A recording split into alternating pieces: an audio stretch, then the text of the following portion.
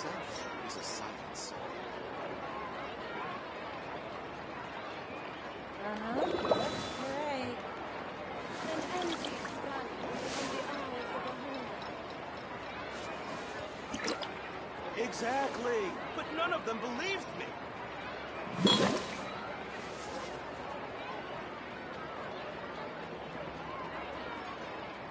Time itself is a silence.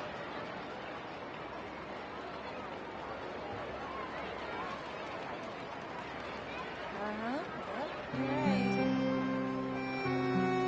An antique sky is in the eye of a beholder. Exactly! But none of them believed me! Can we go here next time? Time itself is a silence. Yep, you're right. Water comes in many flavors to the discerning palate. Mondstadt's water is crisp and pure, while water from Liyue has an enduring aftertaste. In Inazuma, the water possesses a depth of flavor unlike any other. Sumeru's water, meanwhile, has a rich and complex flavor profile, but it must be savored patiently to fully appreciate it.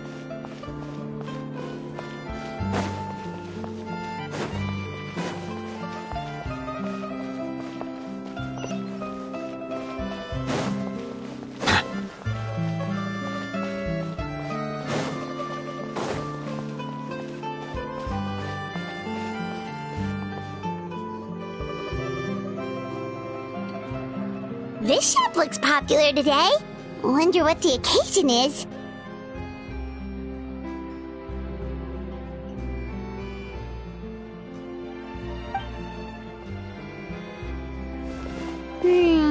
Butterfly Dew Cosmetics now on sale. Huh, looks like it. Oh, Sigewinne's here too. Hey there, Sigewinne! Hello there, Traveler and Paimon.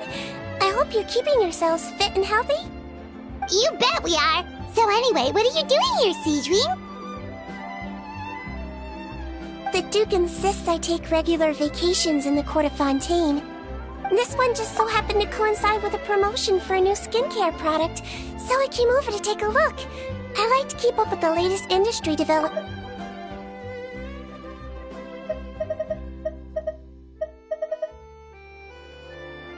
Wait, you write? For a magazine? Which one? It's called Beautés en Fleur, and it's run by the Fontaine Beauty Association. I've done lots of articles about skincare for them, using the pen name Maritime Flower. Oh, wow! You're a Maritime Flower? If Paimon's not mistaken, you're one of the leading figures in the Fontaine Beauty Association! What's so weird about that? Everyone loves beauty! I really like this role. The staff at cosmetics shops are always so polite. And as long as I wear a big smile on my face, I always get the best customer service. Well, they sure don't want to make an enemy of the Maritime Flower. Obviously, it's because of Sigewinne's love for beauty. Still a leader of the Beauty Association? That's incredible. The truth is, I study this field because I cherish my own appearance. It has nothing to do with being beautiful or not. Oh, the words of a master beautician defy comprehension! Oh, wait, you're saying that natural beauty is the highest form of beauty, right? Not really. Actually, Melusine aesthetics are very different from human ones. We don't view humans based on their appearance. If I had to describe our approach, I'd say it's based on cuteness. Oh! Really? Yep. Still, I really value my current appearance, and in the process of taking care of it, I've ended up learning quite a lot about skincare and stuff. It turns out, my knowledge and experience is pretty popular with beauty product lovers. It came as a big surprise to me, though. Oh, Paimon gets it now. But speaking of your appearance, how come you look human anyway? Are you like only half Melusine?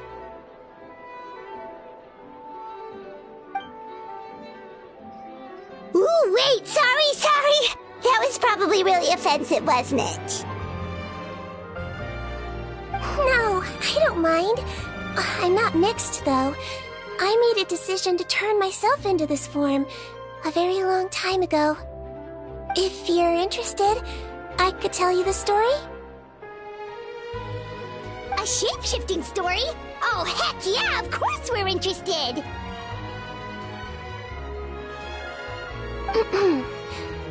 Once upon a time...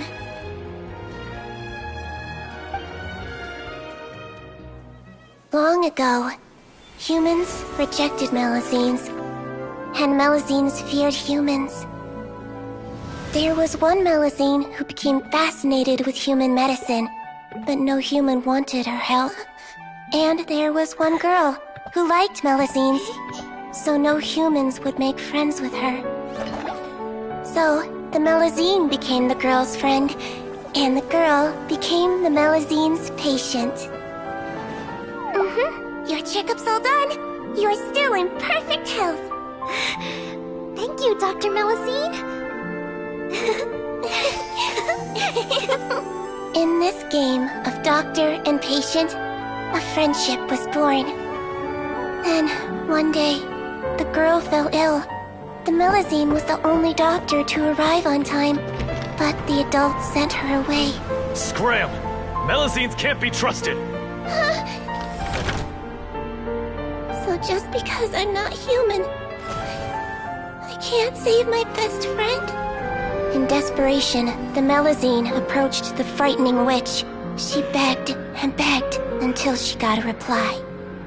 If you take this potion, concocted of sin, you will gain a human face and grow human limbs.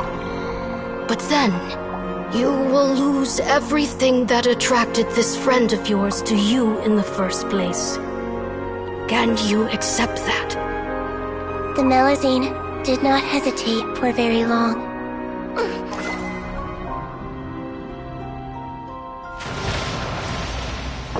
On a rainy night, a little doctor knocked on the girl's door. The doctor wore a hood and raincoat, maybe to protect her from the rain, but maybe also to hide a secret. The little doctor held the girl's hand and treated her illness, just as she had so many times before.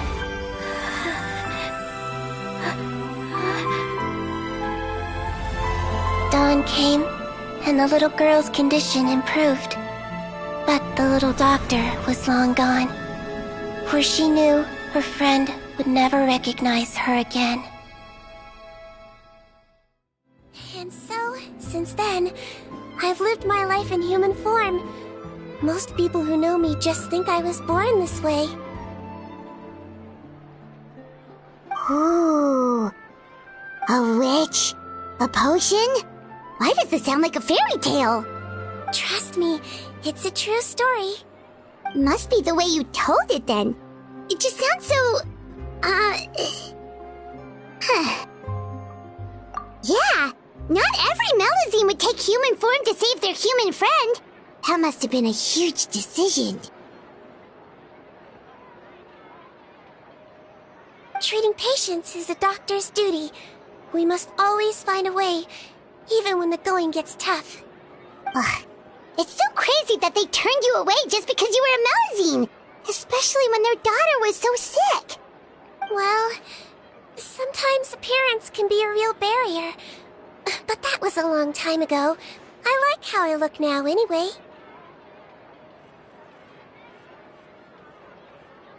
Paimon too! You're super cute this way. Attention customers! Thank you all for waiting. Now, on behalf of our skincare partner, I'm delighted to announce that our exciting new product is now officially on sale! Well, there we go. Let's have a look, shall we? Paimon, if you want to buy any skincare products, I'll be happy to give you some suggestions. Really? Personal advice right from a leader of the Fontaine Beauty Association? What an honor! Allow me to introduce our newest skin lotion, Butterfly Dew. I'm sure many of you have already read about this product's trials in the newspapers. To say that it improves skin quality is an understatement. This product gets its name from the way it transforms your skin and makes it glow anew, like a butterfly emerging from its chrysalis and spreading its wings for the first time. We are thrilled to have the inventor of this fantastic product with us here today. Please welcome Mr. Rawat, a researcher from the Fontaine Research Institute. Now, without further ado, I'll hand over to Mr. Rawat to tell you all about what Butterfly Dew can do for you. Thank you.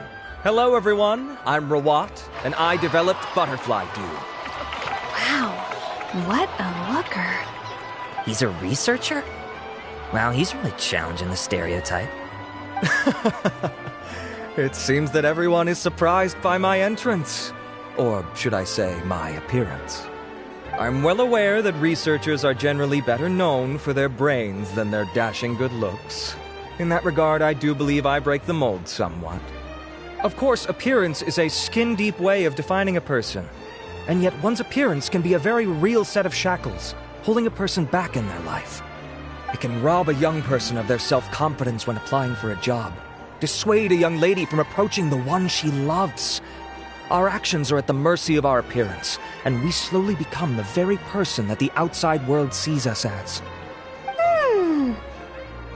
But what if I told you that those shackles can be broken? If our appearance prevents us from changing, then let us first change our appearance itself. Wash away moles, birthmarks, and wrinkles, and they can no longer rob us of our confidence. Replace them with luster and radiance, and we shall never again hang our heads in shame.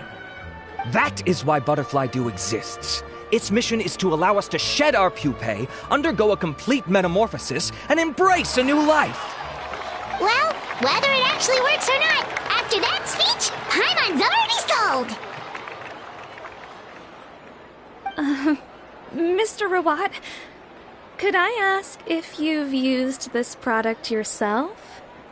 Of course, I tried it many times while I was testing it. You can consider me a product ambassador. Wow, then it's sure to work! Still, I don't expect to convince you just by blowing my own trumpet. So, could I get a volunteer from the audience to try it out? Oh, Paimon volunteers!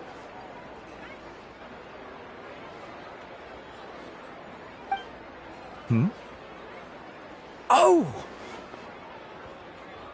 Ah, what an honor! It appears we have a giant of the Fontaine Beauty Association here with us. In that case, Miss Sigewinne, could we seek your most expert opinion on this product? Sure. Whoa, is that Romaritime flower?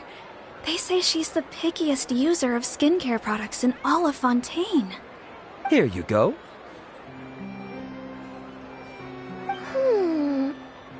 Oh, it's very kind to the skin, and the absorption rate is high. Even for Fontaine, this is a first-rate product. Wow, now that's high praise! I'll take one. Any discounts? All right. Well, all that remains for me to say is, Butterfly Dew is now on sale!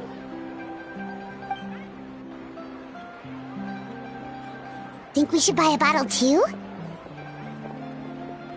Aww, really? Well, it's still good to care for your skin though, right? Paimon definitely feels kinda rough from being exposed to the elements all the time. And if you're worried about whether it's the right product for you, well, luckily for us, Sigewinne's here, so we can get an expert consultation.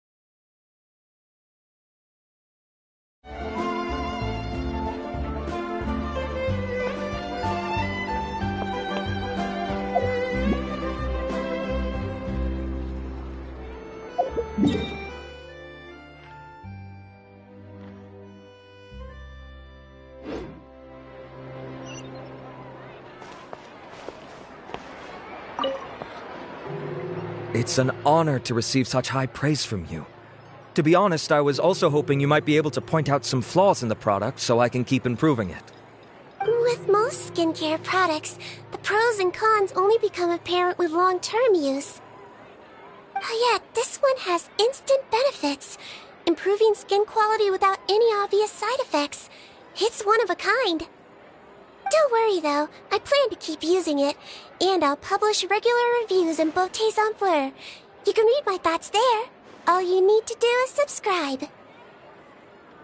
Oh, I was hoping for a more casual conversation, but you are a beauty association leader after all. I understand if you want to keep this professional. Sigewinne? Oh, excuse us, Miss Beauty Expert.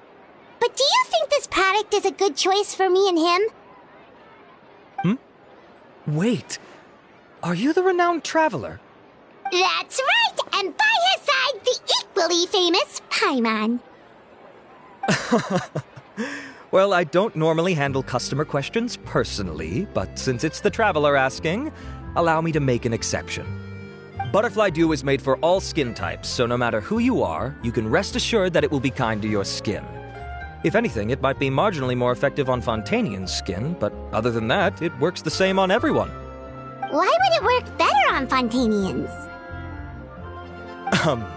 In the interests of protecting my trade secrets, I'm afraid I can't answer that, Miss Paimon. Alright then. How about a friend discount? Save yourself the trouble.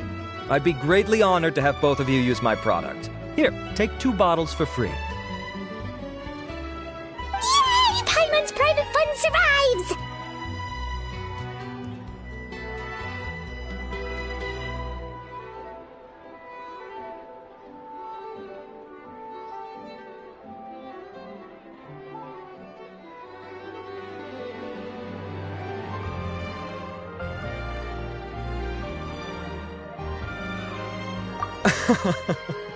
I can see why you might think that, but please don't misunderstand. This gift is simply a token of my esteem. There's no business motivation behind it. To me, finding new customers for Butterfly Dew is about meeting kindred spirits, fellow admirers of physical beauty. I consider it a labor of love. Admirers of physical beauty? Eesh, that's embarrassing to say out loud. It sounds so shallow. It's nothing to be ashamed of, Miss Paimon. Most people claim to desire inner virtue, but it's still physical appearance that turns their heads. This is a fact of life. It's only natural for people to desire to become beautiful. And that's exactly what inspired me to choose this research direction in the first place. You're right. Everyone loves beauty, don't they? Look at the time. My apologies, but I have other things to attend to. I'll leave you with these 2 bottles of Butterfly Dew, and I look forward to seeing you again. Paimon, I'd say there's no need for you and the Traveler to use this product for now. Why? Is there a problem with it? The quality is fine. I just think there's room for improvement. I think I could add some ingredients to the mix to make it more effective. Really? Then why didn't you tell Rawat about that? Researchers are a very special breed of human. You can point out their flaws to their face and they won't mind very much. But if you tell them that someone else could do a better job, now that'll make them really upset. If I'd mentioned it, he probably wouldn't have given you those 2 bottles for free. Fair enough, that makes sense. If you're interested in the more effective version, I can write up a list of ingredients for you. Just come get me once you've gathered them. When you say more effective, you mean it'll make Paimon even prettier? How can we say no?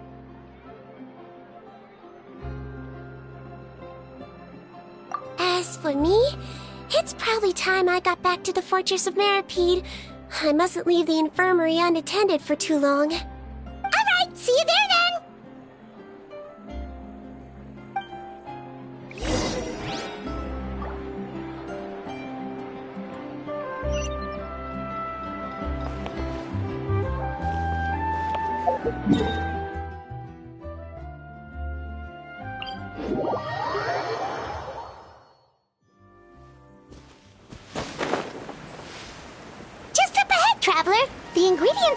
Sigewinne should be nearby.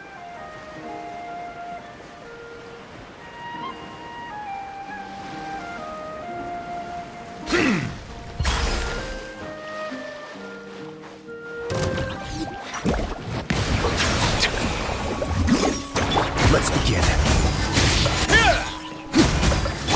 Get in gear!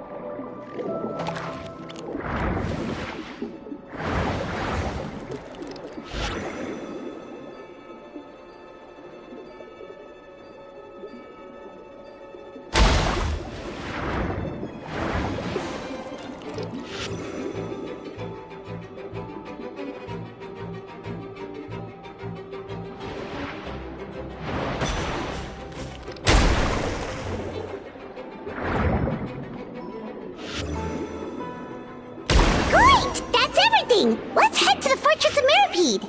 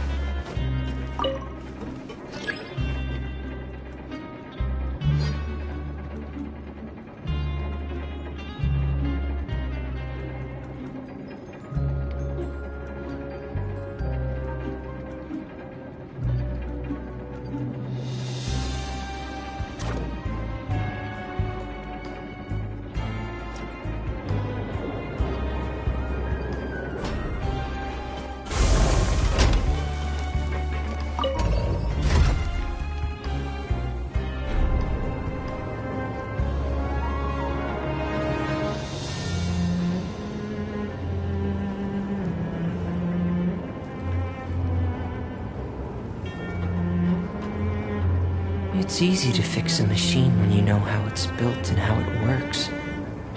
But people, they're much more difficult.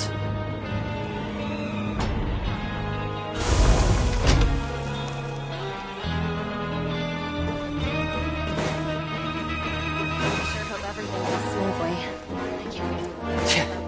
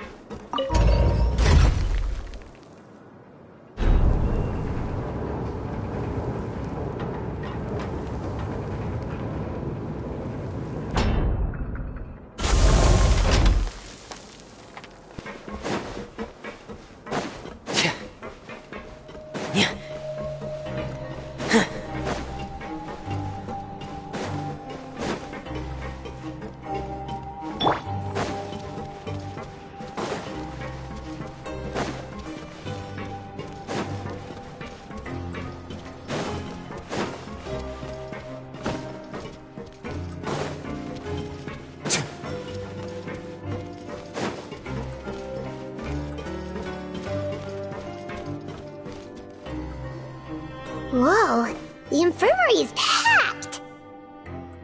Please, you have to believe me. I saw it with my own eyes last night. Another me! He looked exactly like me. Got it, okay. I've written down everything you told me. Now, I have a few tests to run. Take a deep breath, and don't worry, it's nothing to be nervous about. First, which finger am I holding up?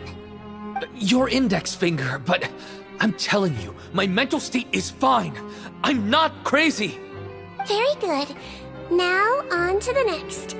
Hey there, Your Grace. It's been a while, huh? Ah, it's you two. Indeed it has. I would offer you some tea, but I'm afraid the timing is unfortunate. Duty calls. No worries. Actually, we were looking for Sigewinne.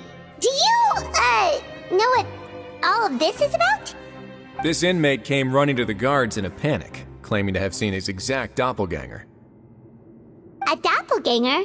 Doesn't that just mean someone else kinda looks like him? And that's what I thought when the report first reached my desk. But we've inspected our records. No one even vaguely resembles him. Considering how certain he is of what he saw, I can only surmise that he's having some mental issues. So I brought him for a medical evaluation. Alright, very good. Take a sip of water and rest for a bit. Evaluation complete. I couldn't find any symptoms pointing to a physical condition. I see.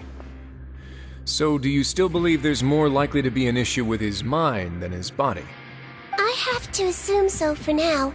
Psychological issues are more difficult to detect. At this stage, we can at least confirm that he is in command of his cognitive faculties. The rumor mill will go crazy if word of this gets out. Guards, take him to the ward for a period of observation. The Marechaussee Phantom has requested my cooperation on a case, otherwise I'd deal with this myself.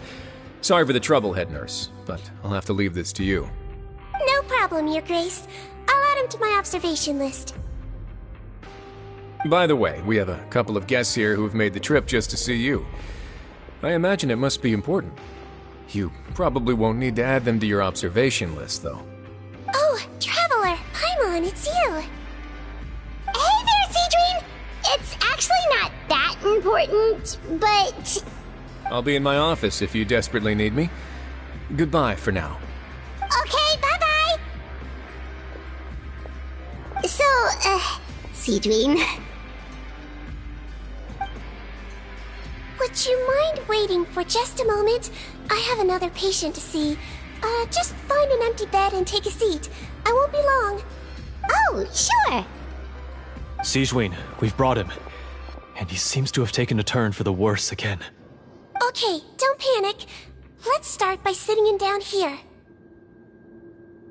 Paimon had no idea how busy it can get for Sigewinne. Maybe now's not the time to ask for her help with skincare. Good point. Besides, it might actually be interesting to observe her at work. Well, this could hurt, so I suggest you take a deep breath first. Did his face melt? What happened to him? It's anyone's guess. His face melted off shortly after arriving at the fortress. But since he's a serious offender, he can't be allowed out for medical treatment. Best we can do for now is ask the head nurse to give him something to manage the symptoms. Oh, this is gonna be awkward. We still need to bring him to the Marechaussee Phantom for questioning. What if he scares them half to death? Will that be our fault? The Marechaussee Phantom? Does this have something to do with the case Risley's dealing with? Yep, it was a huge case. They bagged a few dozen crooks in one fell swoop. And this guy's the baddest apple of the bunch. He harmed countless people. And now, it looks like it's all finally catching up with him. You done gawking? Not yet. I need to check the severity of your ulcers to decide the right dosage. Don't worry. We Melazines have a very different sense of aesthetics from humans. To me, you just look like a little kitty with slightly scruffy fur, but still just as cute. Don't patronize me. Do I look like a kid to you? Just give me the meds and let me out of here. I already missed my cell. Hey, lose the attitude. You dare talk back to our head nurse like that again? Your days are numbered. Oh, it's fine. Okay, I'm going to apply the medication now. Tell me if it hurts, alright? Look how nice Sigewinne's being. And he still talks to her like that? What a nasty piece of work. Can I leave now? Wow, not a peep. What a brave little guy. Thank you, Sigewinne. And I apologize for the trouble. So, Traveler, Paimon, did you bring the ingredients? We did, but we don't want to interfere or anything. You're busy saving lives here. Oh, don't be silly. I agreed to it, didn't I? Just hand me the ingredients, and I'll make some time to whip it into the improved version for you. Take a rest here if you want. Or, if you're not tired, I hear they're holding a new pancreation tournament in the administration area. Or alternatively, is there anything we could help you with, Sigewinne?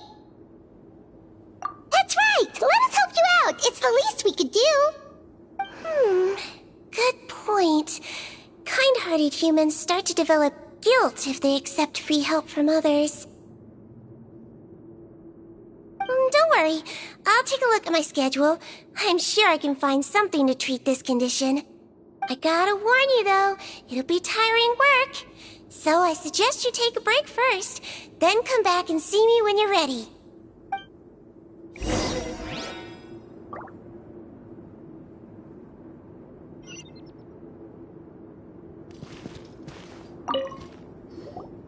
We're ready, Sigewinne. What's our first mission? I found the perfect job for the Traveler. First, I'd like you to lie down in this bed.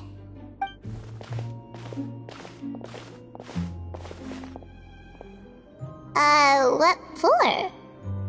I need you to pretend to be sick. What? Oh, is it that difficult? I thought you did a pretty good job last time. Oh, so you knew. I sure did. He was way more interesting than the usual malingering inmates, and you played along very well, Paimon. I observed you two for quite a while after that. Well, this is awkward. But why do you need us to do it again now? No time to explain. My next patient will be here any second. Please just do as I say. You can, pretend like you've got a nasty headache. And throw in some dry heaving for good measure. Okay.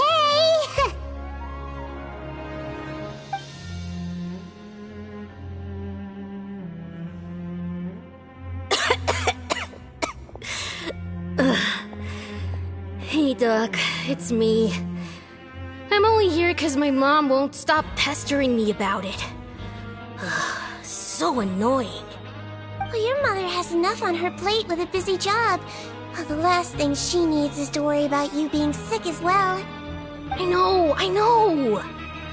I shouldn't treat the place like a playground. Shouldn't go swimming in the lower levels where we join up with the sea, because it'll give me a cold and distract her from her work. I thought I'd be able to have some fun here at the fortress for a few days, but it's always, don't do this and don't do that. All right, sit yourself down and I'll take your temperature. Your fever still hasn't gone down. Well, here's your medicine. 1 cup for starters, and we'll see if it helps. But Doc, it's so bitter. Do I really have to drink it? I mean, I'll be fine, right? I've got an uncle who caught a cold. His fever went away on its own after a couple days. Can't you just write me a note saying I'm on the mend? I just need something to keep my mom off my case. I sure can. You're a very brave boy, after all. Huh? Brave? What makes you say that? Well, if you want to rely on your own immune system to clear up your fever, then you'll have to tough it out like this guy.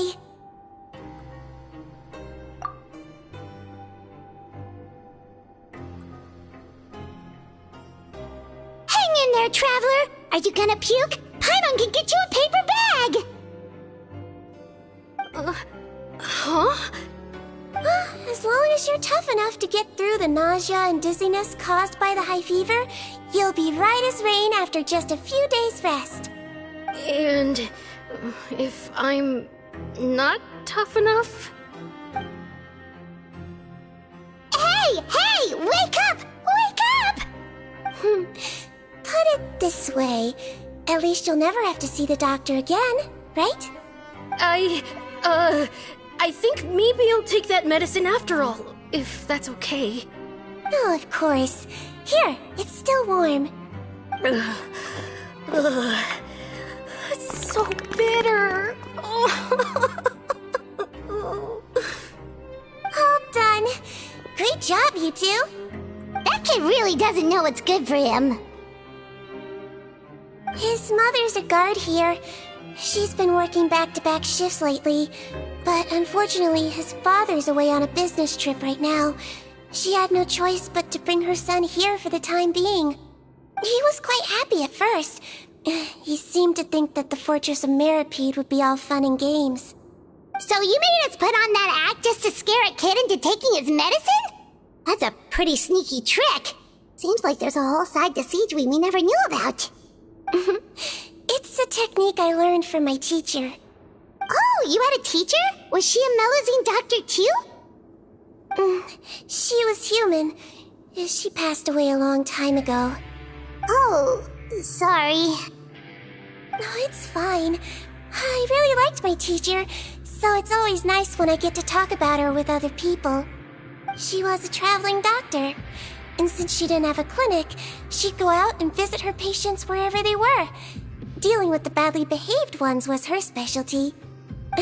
She used to say, if you can scare the little brats into taking their medicine, you won't have to hear them wailing and screeching when their condition gets worse.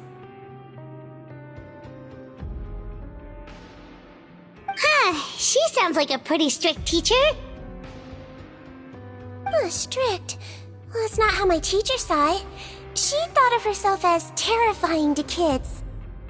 Strange way for a doctor to describe themselves. Now Paimon's curious to know what she looked like. As it happens, I actually have a picture of her.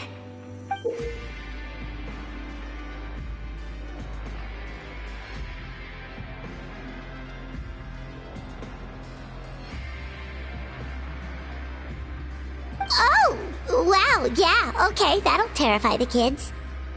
Yep. All the children she treated thought she was a witch. Why does it almost sound like you're envious of her? Oh, because I am. If she was here, all the children would take their medicine without any need for tricks. A doctor who looks like a witch. True, they wouldn't dare try anything funny with her around.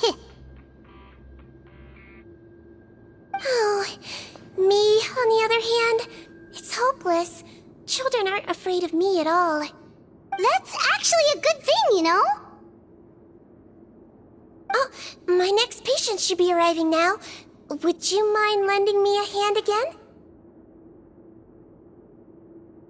Sure thing! On to the next mission!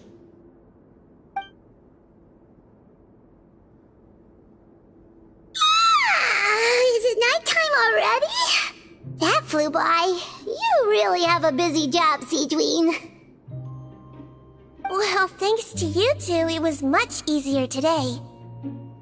Aww. Should we get some rest? It's getting pretty late.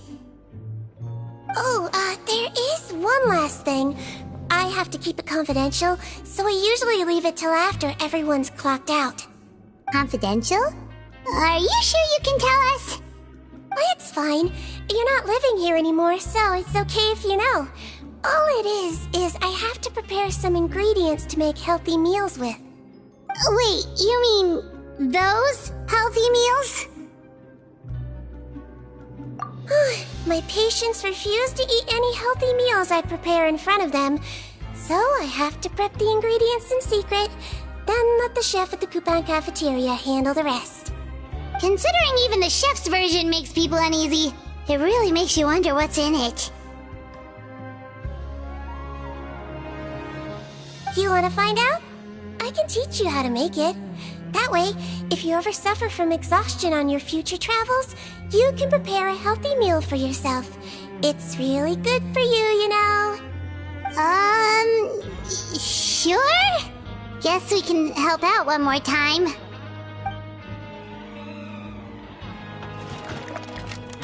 The ingredients are ready. Now, put them on the table and add them in the order I tell you. First, we add this special slime condensate, stir it thoroughly, then pour it in. See that? It adds elasticity. It looks just like tasty jelly, doesn't it?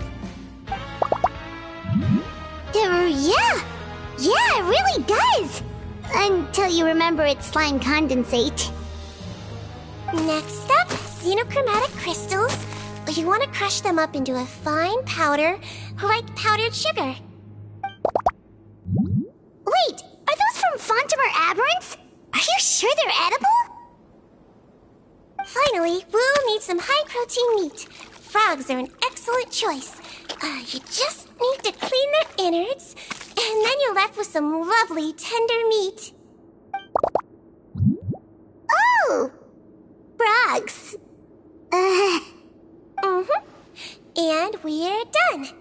All that's left now is to pack them into lunchboxes and hand them to Walsey. Yesterday in the production zone, I noticed an inmate who's been working for 2 days straight. That means it's a healthy meal for him tomorrow. Sigewinne really does have the inmate's best interests at heart.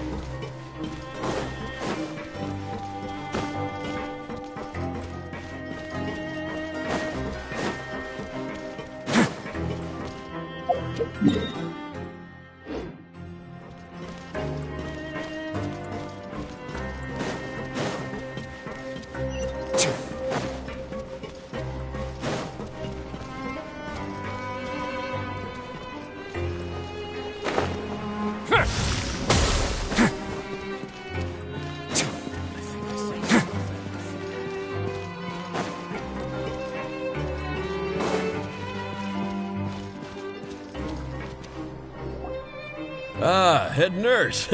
Got some extras for me? Just the one today. The serial number's on the lid. Sounds good. I'll make sure it gets delivered. Sounds like they're talking in code. Thanks for your help. Oh, it's no trouble at all. I only wish I could do more. You work so hard for all our sakes. I'd happily lose a little sleep if it meant helping you out. That won't do. If you reduce your sleeping hours any further, your health will start to suffer. All right. Nurse's orders. I'll do as I'm told. But you take care of yourself, too.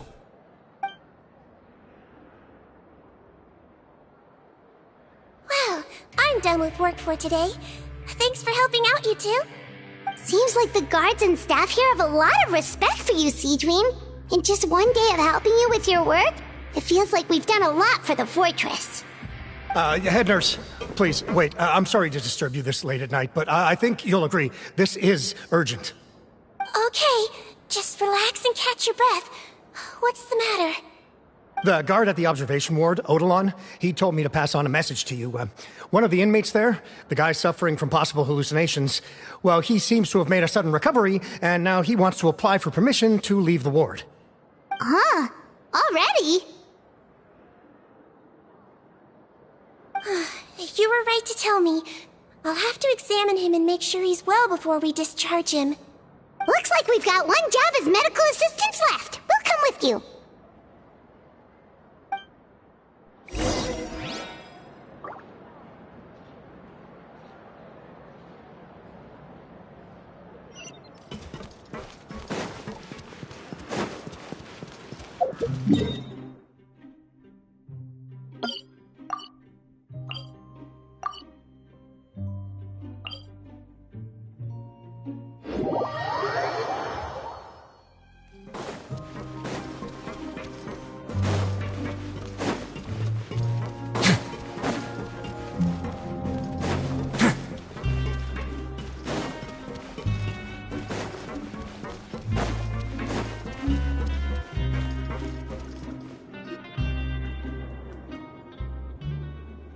Ah, head nurse, you're finally here.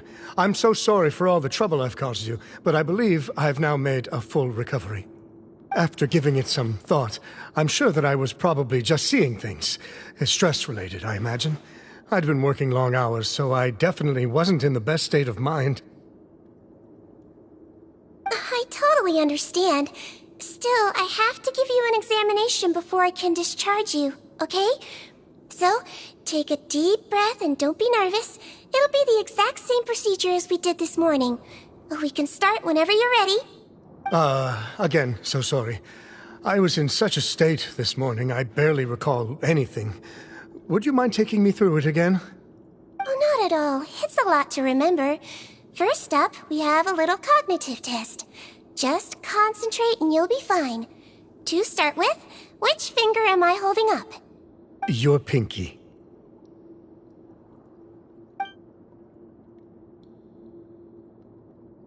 Alright, all indicators seem normal. So it was a stress-induced hallucination after all? Well, we've certainly had previous cases of mental illness caused by overwork, which is why I carefully observe everyone in the production zone. I wonder how I managed to miss the signs this time. Please, head nurse, you shouldn't blame yourself. I'm just still adapting, that's all. Pushed myself too hard, and I guess I couldn't take it. Thanks for looking after me. I'll be as good as new after a good night's sleep. And if you can give me the okay, I know I'll sleep better back in my good old dorm. It can be difficult to relax in an unfamiliar environment. Alright then, you can leave the ward. I suggest you take 2 days off to focus on your recovery. I'll take you off the observation list for now, so you're officially discharged. Great. I can't thank you enough, head nurse. Mr. Odilon, could you escort him back? Of course. I'm on guard duty in the administrative area tonight, so nothing will go wrong. You have my word.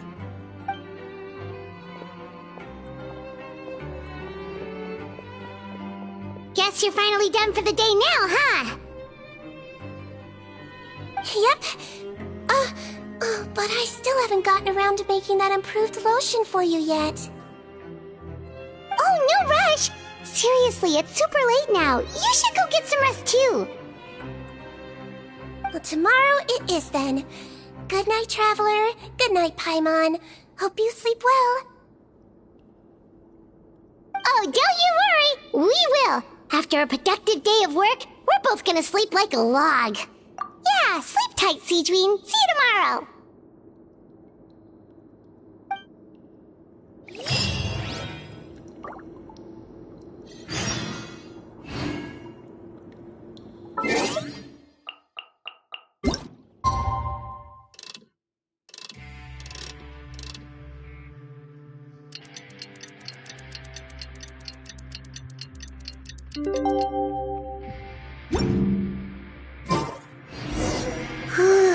I'm not really...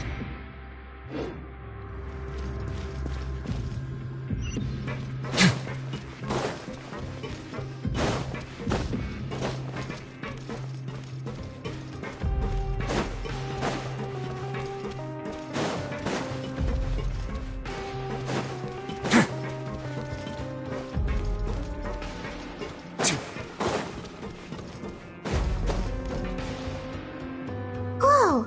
How is the infirmary even busier than yesterday? Good morning, Traveler and Paimon. I have a few people here for a checkup, so you might need to wait for a while. No problem. Anything we can do to help? There's a bit of a complicated situation here. I'm still getting to the bottom of it myself. You have to believe me. I'm telling the truth. You're in a medical facility. Keep it down. Please, listen to me. I'm not Gascon. I'm Uy. You're a horrible liar, you know that? We get all your mugshots with the arrest warrants. It's clear as day that you're Gascon. You mean because of the way I look? I don't know what happened.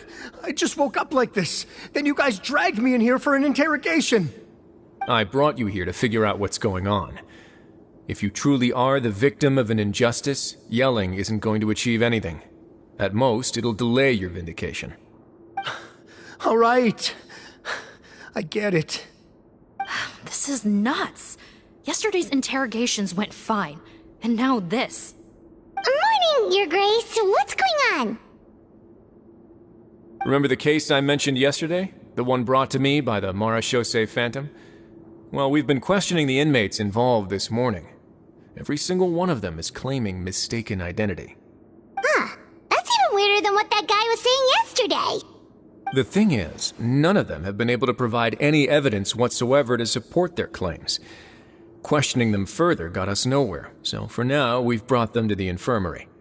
And we thought yesterday was as busy as it got for Sigewinne. We've compiled their statements. Have a look. Perhaps there's something we missed.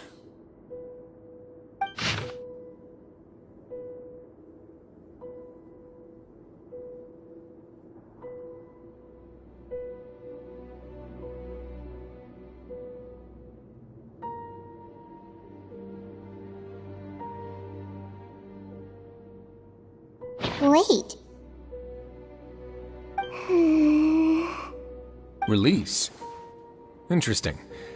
The inmates they spoke of in their statements appear to all be due for release today.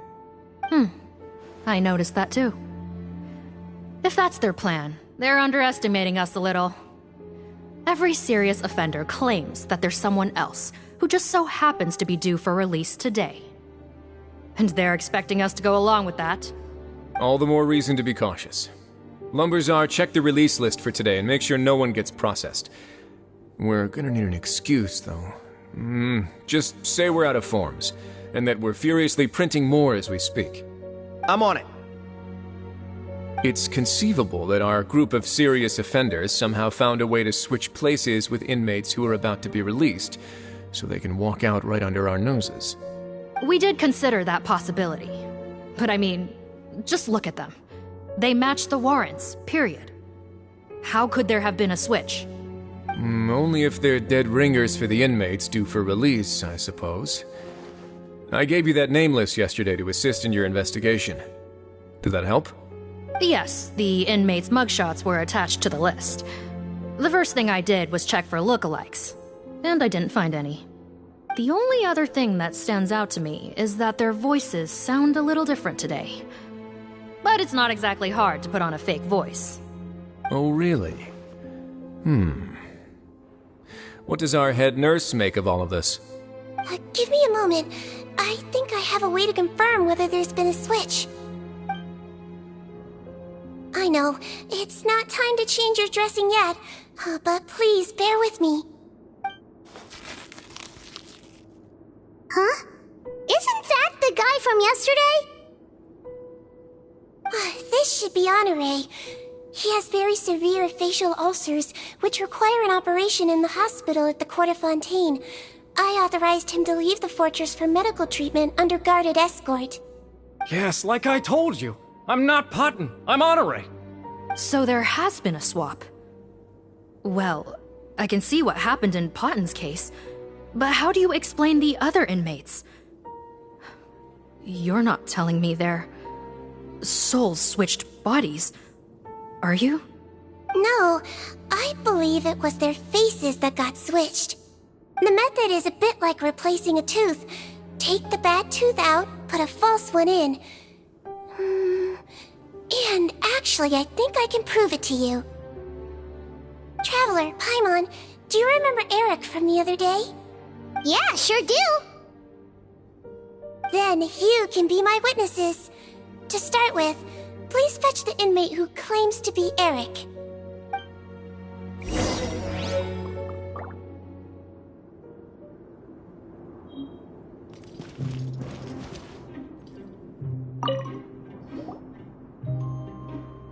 So, you're Eric? Yes, head nurse. It's me. You do believe me, right? I need to do another examination on you. Same procedure as yesterday. All right. It's the cognition test first, right? So I need to concentrate. Now, try to recall if you can. the last time we did this test, which finger did I hold up? I believe it was your index finger. But that means... Huh? So basically, last night the Eric who said he saw another him suddenly recovered and applied to leave the observation ward. Sigewinne did another test before letting him leave, but that time she held up her pinky finger. Huh? I don't know about any tests last night.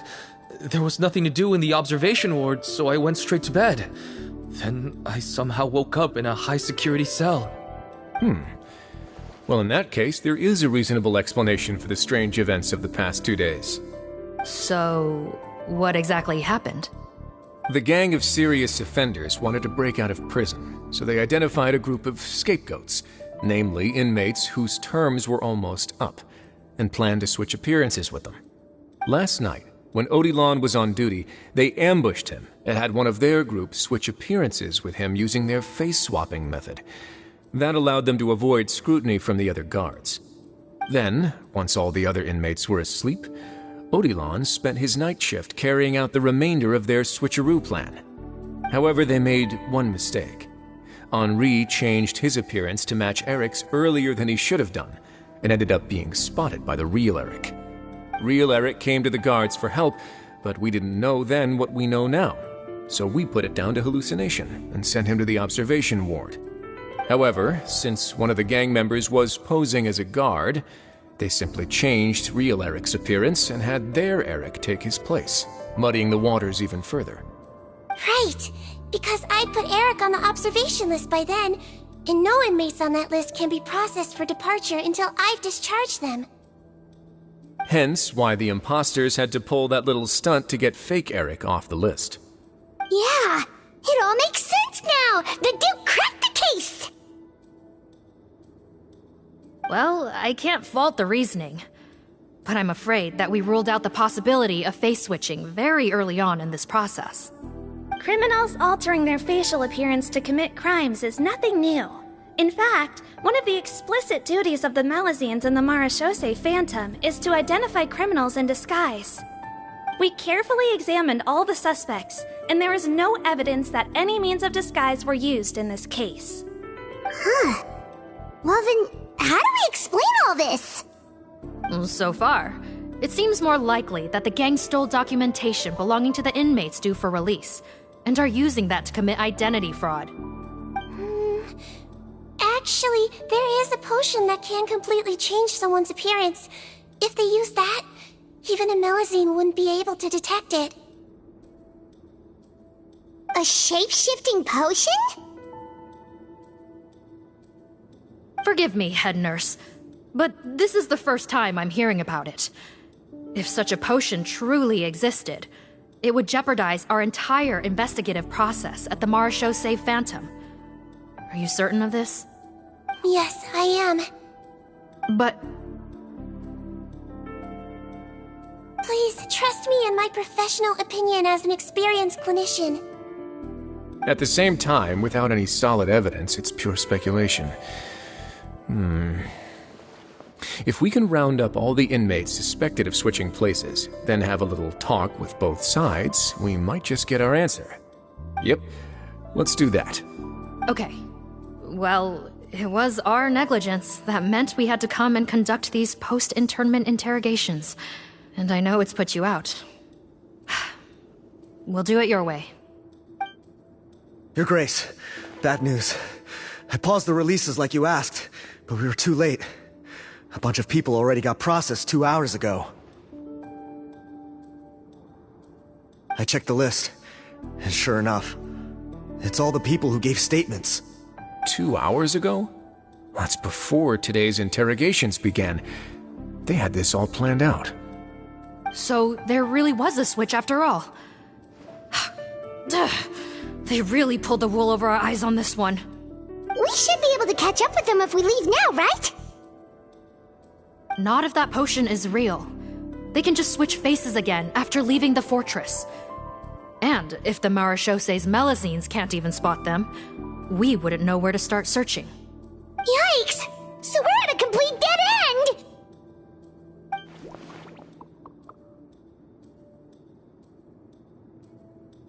Well, technically there is one more lead we could follow up on. We were only able to arrest this gang thanks to the help of a researcher from the Fontaine Research Institute. I believe his name is Rawat. Oh? Rawat? Isn't that the handsome guy we met at that skincare promotion? Handsome? Maybe from a human point of view. I just remember that he specialized in potions. One of the crimes this gang is charged with is the manufacture and sale of illicit drugs. According to Mr. Rawat, they appear to have stolen technology he developed through his research and used it in their operation. At first, he thought it was a typical case of intellectual property infringement, and he tried to negotiate with them. But once he discovered their criminal operation, he reported them to the authorities. Thanks to his report, we were able to swoop in and arrest them all in one go. What a hero! Bet that took courage on his part. No doubt. This is worth following up on. As the one who snitched on them, it's highly likely that Rawat will be targeted by the escapees. That aside, since he's negotiated with them in person before, there's a chance he'll have some additional information for us. Understood, Your Grace. My team and I will head to the Fontaine Research Institute right away. In the meantime, please keep an eye on the face switch victims for us. Of course. Miss Morgan, I'd like to come along and help you catch these criminals. Huh? Why's that? Well, I'm the one who discharged the fake Eric last night, so I feel partly responsible. Don't say that, head nurse. Your focus was on the inmate's health, and rightly so. We can't ask you to help with arresting criminals. That's our duty. I also have a more personal reason. Patton is a patient of mine, and if I don't get a new batch of medicine to him in time, his condition will get much worse. Look, head nurse, I completely understand where you're coming from. But arresting criminals is dangerous business, and if anything happened to you, none of us can afford to take on that responsibility. Don't worry, I can defend myself just fine. You say that, but still. If I may, Miss Morgan, Sigewinne is the one who raised the potion hypothesis, and I'm sure she has far more expertise on the topic than your team. My suggestion would be to bring her with you. And if you really are worried for her safety, then...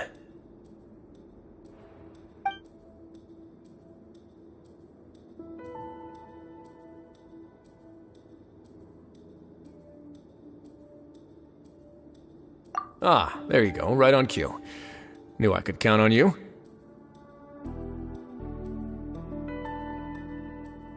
Okay. Well, since this plan has the Duke's blessing, far be it from me to refuse. We should head off immediately. Time is of the essence.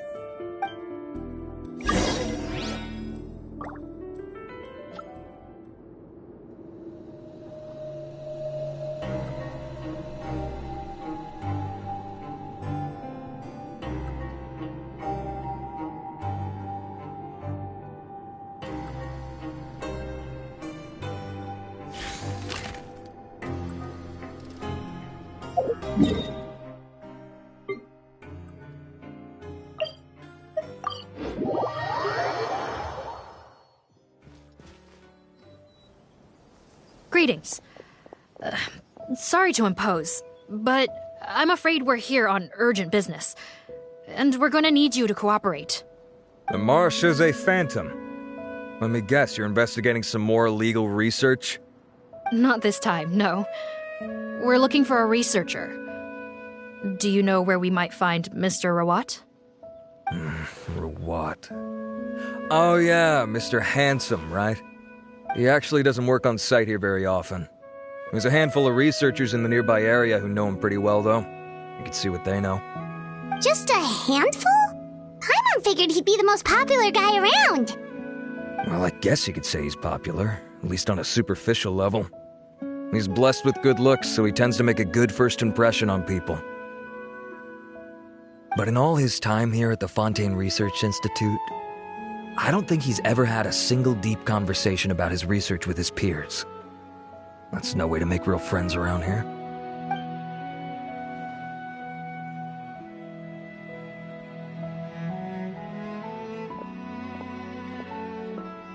That's so weird. He definitely didn't come across like a recluse at that product promotion. I don't find that weird at all. He definitely didn't strike me as the kind of guy who's good at making friends. Really? Paimon couldn't tell. Must be a Melusine perception thing. Okay, we should talk with his acquaintances. But we also need to check the Research Institute for any clues. Let's split up. It'll save us some time. Sure thing. We'll go ask around among the other researchers with Sigewinne. Paimon's suddenly kinda curious to know what everyone really thinks of him.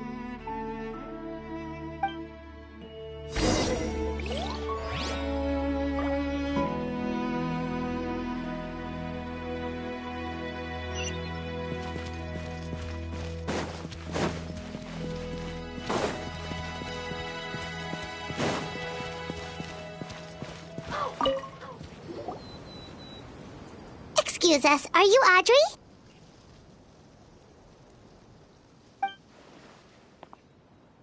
That's me. What is it? Are you close friends with Rawat? We're trying to find out where he is. Close friends? You mean because I told him I had feelings for him once?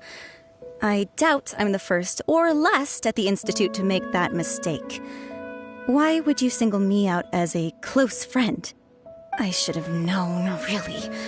Men like him, they just enjoy being surrounded by fawning women. They're not interested in a serious relationship. Okay. We were just kind of wondering if you might know where we can find him.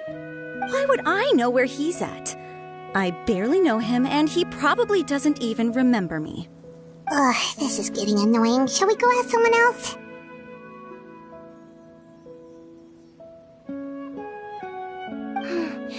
I think she knows Rawat better than she cares to admit. If we leave now, it might be a wasted opportunity. Maybe, but we're not going to get much out of her while she's in this state, are we? She's displaying symptoms common among people in love, if that's what you mean. But I know a cure. It's curable? Oh, we're still no closer to finding Mr. Rawat. Oh, by this point, he could be in grave danger. Danger? Wait, why are you looking for him again? Oh, that's right, yeah! The Marechaussee Phantom said that he's been targeted by some pretty bad people. We need to make sure he's safe. What? How has this happened? He seemed fine when I last saw him, and that was only a couple of days ago. Just happened to run into him, of course. Oh, I see. Well, do you have any thoughts on where he might be right now? Okay, but this is purely out of concern for his safety. If he's not at the Institute, he might be at his mother's place. I heard she raised him alone, that they had it pretty tough financially, and these days she's housebound due to illness. He makes regular trips back home to check on her. Oh, okay. Do you know the address? Nope, sorry. I only found out the thing about his mother because it came up in conversation once. I was just trying to find out more about him, so I could get to know him better. When I told him I had a crush on him, I offered to help him take care of his mother. And yeah, maybe that was a stupid idea, but did he really have to yell at me for it? It's like, fine, I can take no for an answer, but what's with the temper tantrum?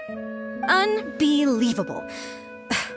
These guys only want to show you their charming, well-groomed exterior.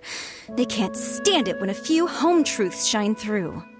Looks like her love syndrome is flaring up again. We need to find out Mr. Rawat's mother's address. Let's check with the Marechaussee officers when we regroup. Cool, sounds like a plan.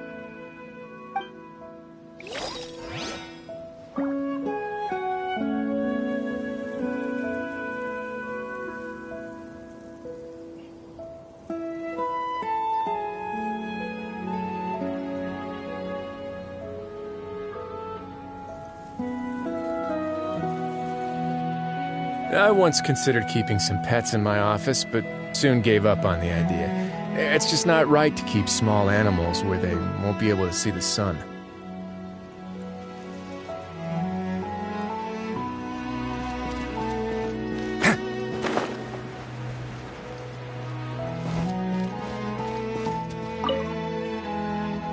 Hey there, are you in Teep? What do you want? We're here to ask about Rawat. Any idea where he might be? We were told you were pretty close with him. Close? Not sure that's the word I'd use. He wouldn't even let me use his patent. Huh? It's been a good few days since I last saw him. I don't know where he's at. Go ask someone else. Would the patent in question happen to be related to the new skincare product he developed? Yeah, kinda. Butterfly dew, or whatever he calls it. I heard he made a tidy sum off of that one. Okay, now we're getting somewhere. Keep going. Most of the other researchers here focus on mechanics, energy, stuff like that. I get why he wouldn't be interested in having anything to do with them. But I'm studying coatings. There's a huge overlap in our areas of research. Why would he refuse to work with me? I bought his product once and noticed it contains a unique substance that might have applications in coatings too. If it worked out, I could probably make as much as he's making. Don't get me wrong, I had no intention of plagiarizing his work. I was hoping to get official permission to use his findings in my own research. Followed the proper procedure. It was all above board. I would have had to pay him a license fee and everything. But despite that, he turned me down not once, not twice, but 3 times. It's like he's vehemently opposed to the idea of anyone else making the kind of money he does. Huh, so is Rawat antisocial, or is this guy just jealous?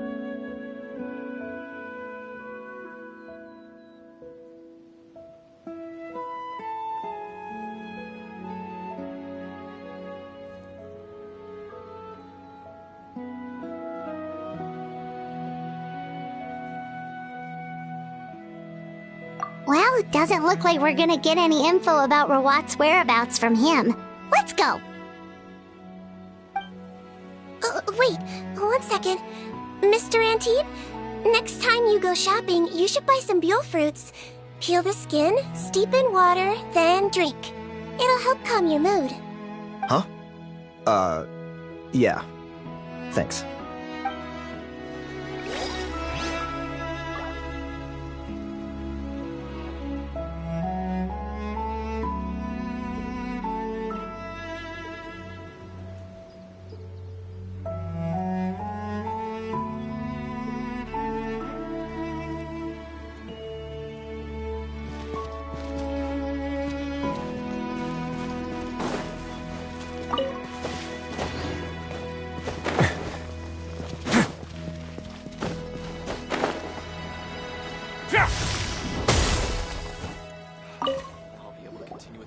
Sorry to bother you, sir, but are you Bertram? Who's asking? Just some concerned citizens helping out the Marechaussee Phantom with an investigation. We'd like to ask you about Rawat's whereabouts, if that's okay. We're told the two of you are pretty close. Not anymore, we're not. Turns out we don't see eye to eye. Oh yeah? What happened? The thing about us researchers is, most of us do what we do for some sort of higher purpose. But not Rawat. All he cared about was how to commercialize his findings. He won't even let you work with him unless you sign a confidentiality agreement first. Also, he has better control over who gets which intellectual property rights. How are you supposed to get any meaningful research done working with a guy like that? Now that I've got my own technical solution for my compressor, I don't need to work with him anymore. So that's what Rawat is really like. We'd still like to know where to find him. Is that something you can help us with? Wait, you're... Yeah, I know you. You're the head nurse at the Fortress of Meropide. Alright, then I'm happy to help you if I can. I respect the work you do. Medicine serves the highest purpose of all the sciences. Wow, turns out Sigewinne's got some real clout. Thing is, I have no real way of knowing where he might be. I stopped working with him 2 months ago, and I've barely seen him since. But if you want my advice, I'd say go talk to the peddlers. There's a few he meets with every other day or so. Maybe they know where he's at. Peddlers? Yeah, back when I was working with him, I noticed he met with them quite often. Wouldn't surprise me if they were involved in some shady business together, because it seemed like they went out of their way to avoid discussing anything in my presence. The little I overheard was about manufacturing and selling pharmaceutical drugs. Like I said, he's all about the money. Drugs? Doesn't he work with skincare products? Do those count as drugs? Who knows? I never cared to find out. He's the Morag rubber, not me. Thank you. You've given us plenty to work with. Welcome. Goodbye, and may we both reach new heights in our scientific endeavors. Well, that's all 3 researchers. Let's head back to the meetup point.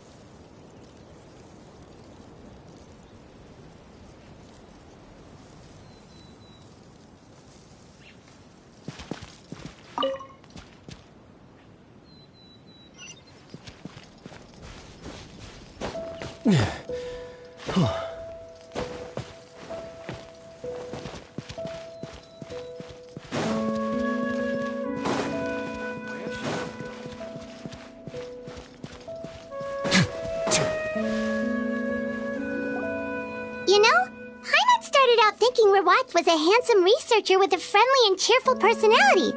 It's such a surprise to learn that his peers have a different impression of him. So, what's your view of him now, Paimon?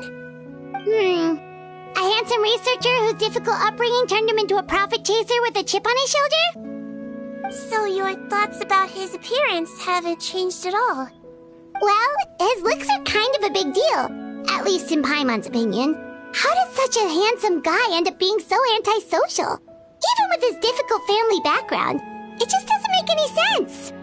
You can't judge a person solely based on their appearance.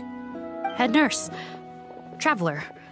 I assume you've spoken with the researchers. What did you find out? Bertram mentioned Rawat's involvement with some pharmaceutical merchants. Do you know if he's registered any pharmaceutical brands? Since he was a whistleblower on such a huge case, I ran a background check on him. I don't remember there being any brands under his name. How strange. If he was so focused on commercializing his research and averse to sharing his technology with others, why wouldn't he have registered his own brands? Maybe he and his business partners needed to avoid public scrutiny? You think he may have colluded with the gang? Well, the crime was manufacture and sale of drugs, and that would certainly be in his wheelhouse. We can't rule it out. Isn't that pretty unlikely, though? He was the one who blew the whistle on them! Most children who come to me with tooth decay have suffered pain for a long time already, but they'll still try to hide the fact that they eat too many sweets. Grown-ups and children aren't so different in that regard. If you say so. I saw him when he came to make his report, and I certainly didn't get the feeling that he was the type to collude with criminals. Perhaps it's more likely that they were coercing him. You mentioned that he comes from a poor family. So, it's possible that the criminals approached him asking for academic support, luring him in with the promise of riches. By the time he discovered who they really were, he was in too deep. They had leverage on him, so he was forced to keep working for them. I've seen it happen many times before. That does make a lot of sense. It would definitely explain why he was so unwilling to cooperate with his fellow researchers. No wonder he's so unsociable. He must be on edge all the time with a gang of crooks breathing down his neck. In that case, the situation could be worse than we thought. If Rawat was working with the escaped inmates, they're sure to know more about his whereabouts than us. Oh, there's a good chance they'll get to him before we do. Based on the information we've gathered so far, he was last seen 2 days ago. If no one's seen him since, maybe we're too late. 2 days ago? So he went missing right after that product promotion. That was the same day he reported the criminals, too. Not a good sign. Don't worry, everyone. I believe we still have a chance. Since he disappeared right after blowing the whistle, it's likely that he's gone into hiding. Yeah, he must have been worried that they'd come for him. All the more reason to find him as soon as possible. The only lead we have at the moment is his mother's house, which you mentioned earlier. Seath, think you can find the place? Yep. When you register a brand, the Court of Fontaine requires you to provide a legal address.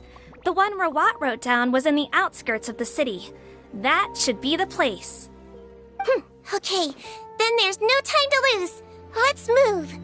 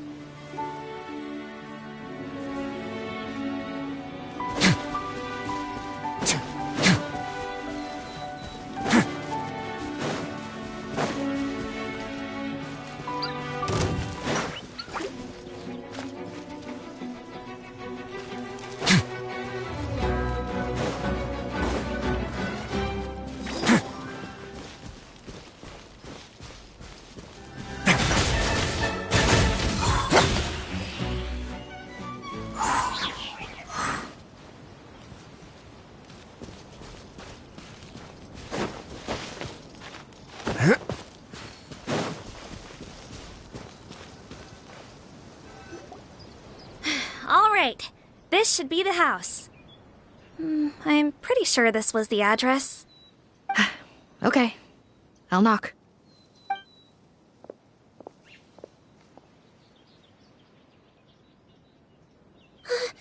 Sounds like whoever's inside has restricted mobility. Oh, it seems serious. Oh, what's the fastest way to get this door open? Break the door down? No, I'll handle it. Let the expert deal with it. There'll be a mountain of paperwork if we damage a citizen's property.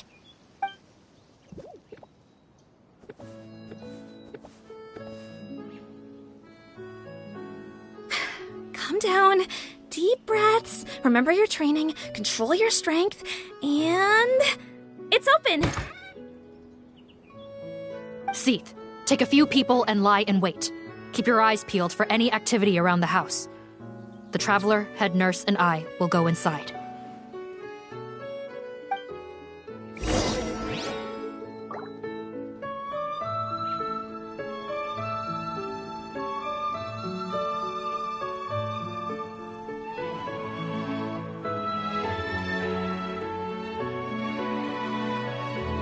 Word of advice, don't break the law. Is there anything else? Yeah, seriously, don't break the law.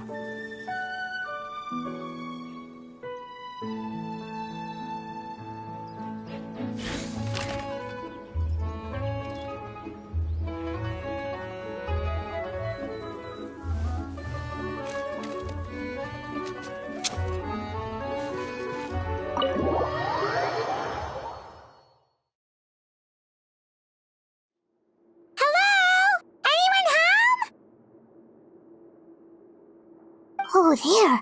On the bed, there's an old lady. That's gotta be Rawat's mother, right?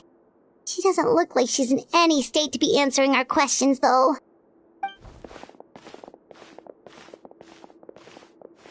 We could try, but she is very ill. We mustn't force it. Well, doesn't look like Rawat's here. She's the only one we can talk to. Yep. Allow me. Hello, ma'am. Might I ask if you're Rawat's mother? We are trying to locate him.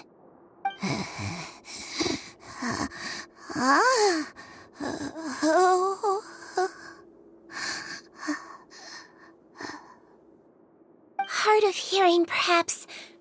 Does anyone have a picture of Rawat? I have one here. I'd like to show you a photo, ma'am. Is this your son? Do you know where he is?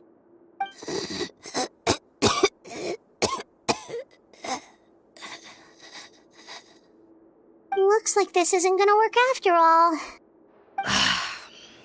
Well, looks like we're out of leads. If Rawat's not here, things are looking very bad for him. Is it possible he could have avoided returning here because he knew he'd be in danger? Maybe. But if so, where do we look next? Maybe we should take another look at the Institute. Yes, so. I suggest we all return there now. We found a good amount of useful information the first time, but perhaps there's something we missed. This is our last hope. Sorry, officer, but could I stay here for a while? This patient requires some care. Of course. Traveler, stay with the head nurse. You're technically here as her assistant after all.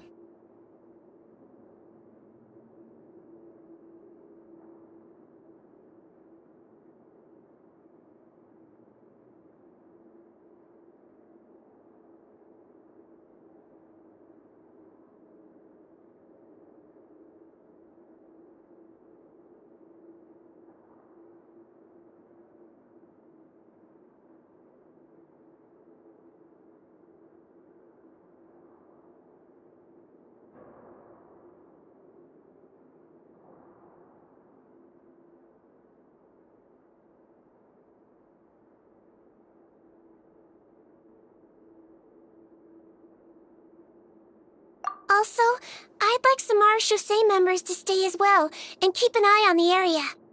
Why's that? If Rawat knows how serious his mother's condition is, he will return. Got it. Okay. I'll tell the squad members in hiding to stay put and keep a lookout.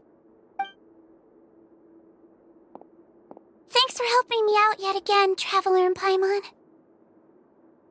No problem. But when you say her condition is serious, do you mean... Yes. She's barely clinging on to life. Oh. Let me take care of a few things first. Could you pass me the towel over there? Yeah, of course.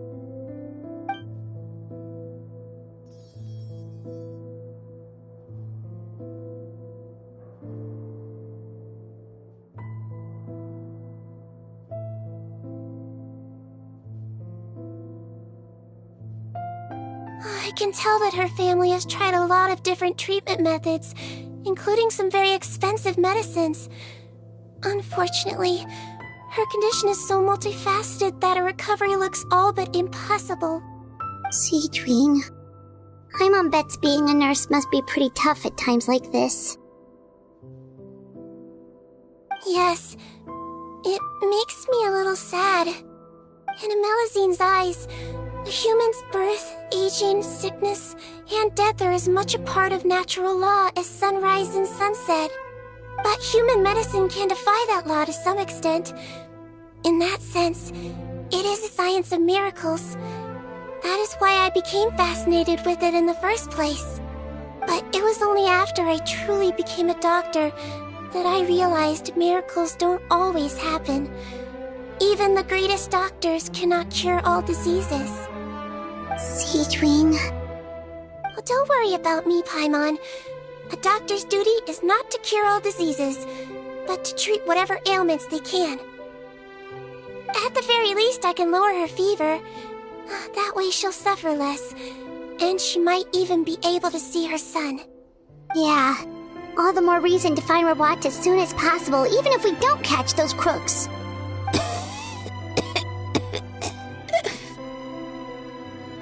Oh, her fever is getting worse. Could I get some hot water? Sure, we're on the case.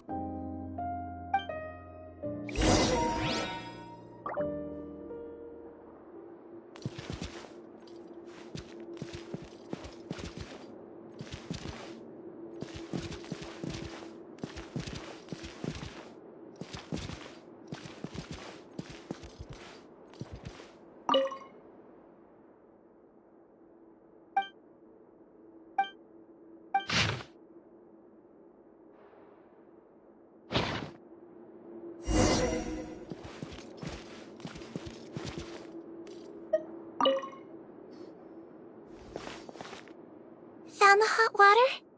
Sure did. And look what else we found. Judging by this journal, it seems like Rawat has a private lab. There's a good chance he could be there right now. We gotta go tell Officer Morgan right away. Oh, that's great news. But hold on just a moment. The wet towel is ready. I'm giving you another injection. Are you feeling better now?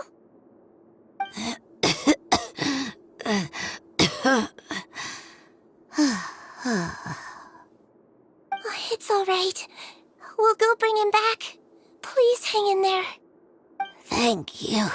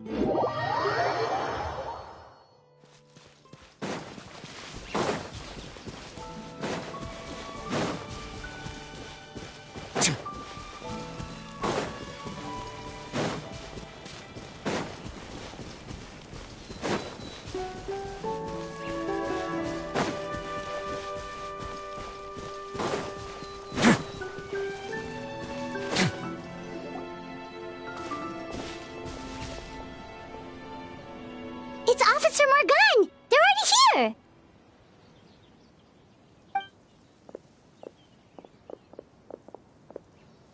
We came as soon as we heard the news. I can't believe we were so careless. The most crucial information of all was hiding right there, in that room. And we missed it. Don't blame yourself. Right now, we need to focus on finding a way in. There's a mechanical door over here! Hopefully the instructions in Rawat's journal will help us open it.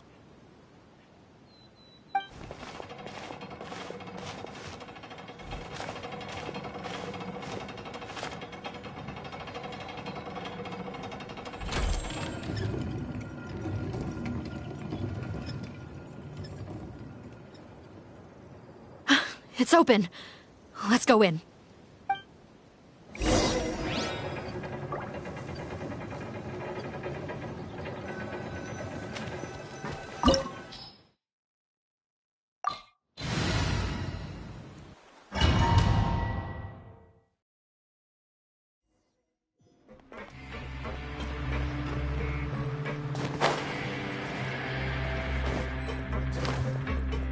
How did they get in here? Captain, up ahead! Those look like our fugitives! So they found this place too? Don't let any of them escape!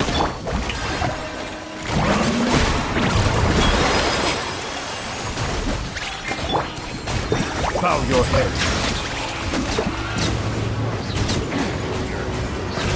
Another... Be sanctified. Freeze!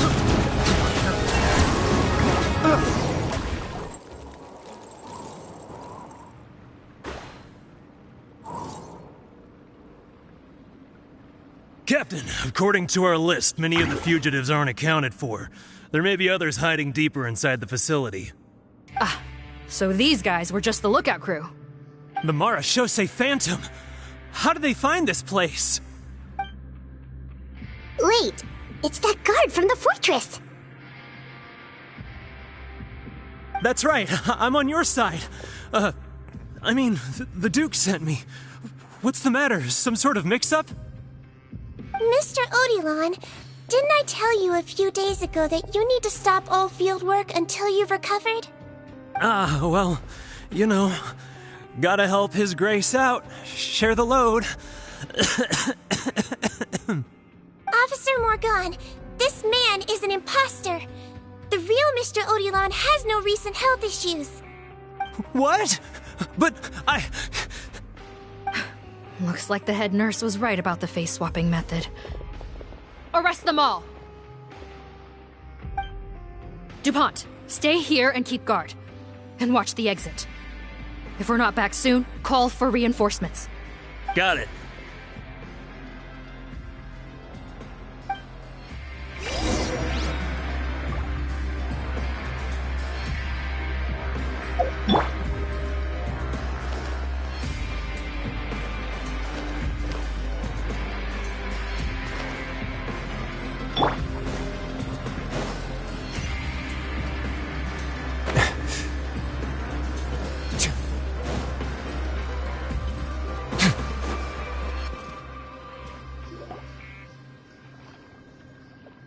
So many jars. Was this some sort of production facility? This scent. It's probably the ingredients used to make butterfly dew.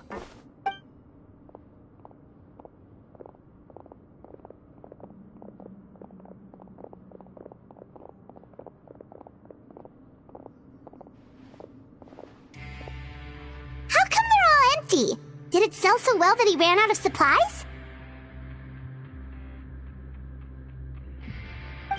How strange. Why would Rawat choose to manufacture a popular product like that in such a difficult-to-reach location? Given our suspicion that he may have been coerced into the illegal drug trade, I would have thought that any production facility we find here would be used for illicit purposes. Perhaps butterfly dew is itself an illegal drug. Do you have any evidence for that claim? No, just a guess. We need to find Rawat as soon as possible. He has all the answers we need. Understood.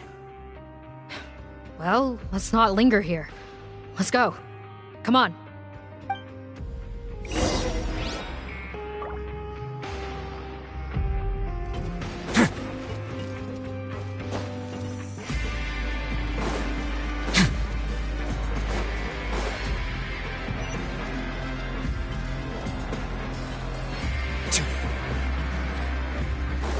Doesn't look like we're gonna get this door open. Let's find another way around.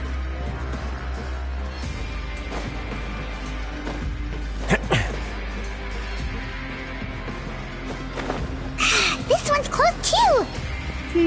What's with those carts and tracks? Oh, maybe it's one of those doors that opens when it senses cargo passing through. There's a loaded cart right over there. Let's bring it to the door and give it a try.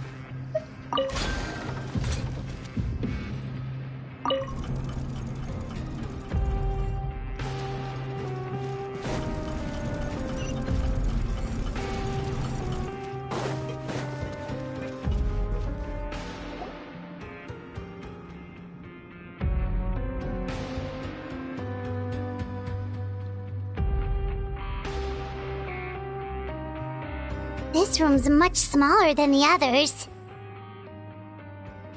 Judging by the implements on the table, this looks like a potion-making lab. Head nurse! Over here.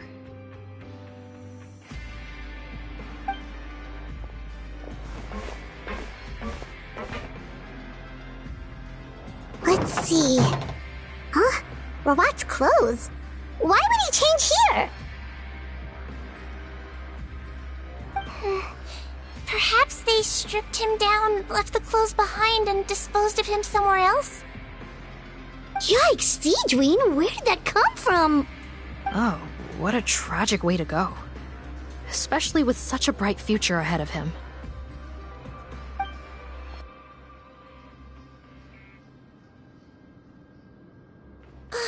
There's a path leading further on, Officer Morgan. Let's keep up the pace.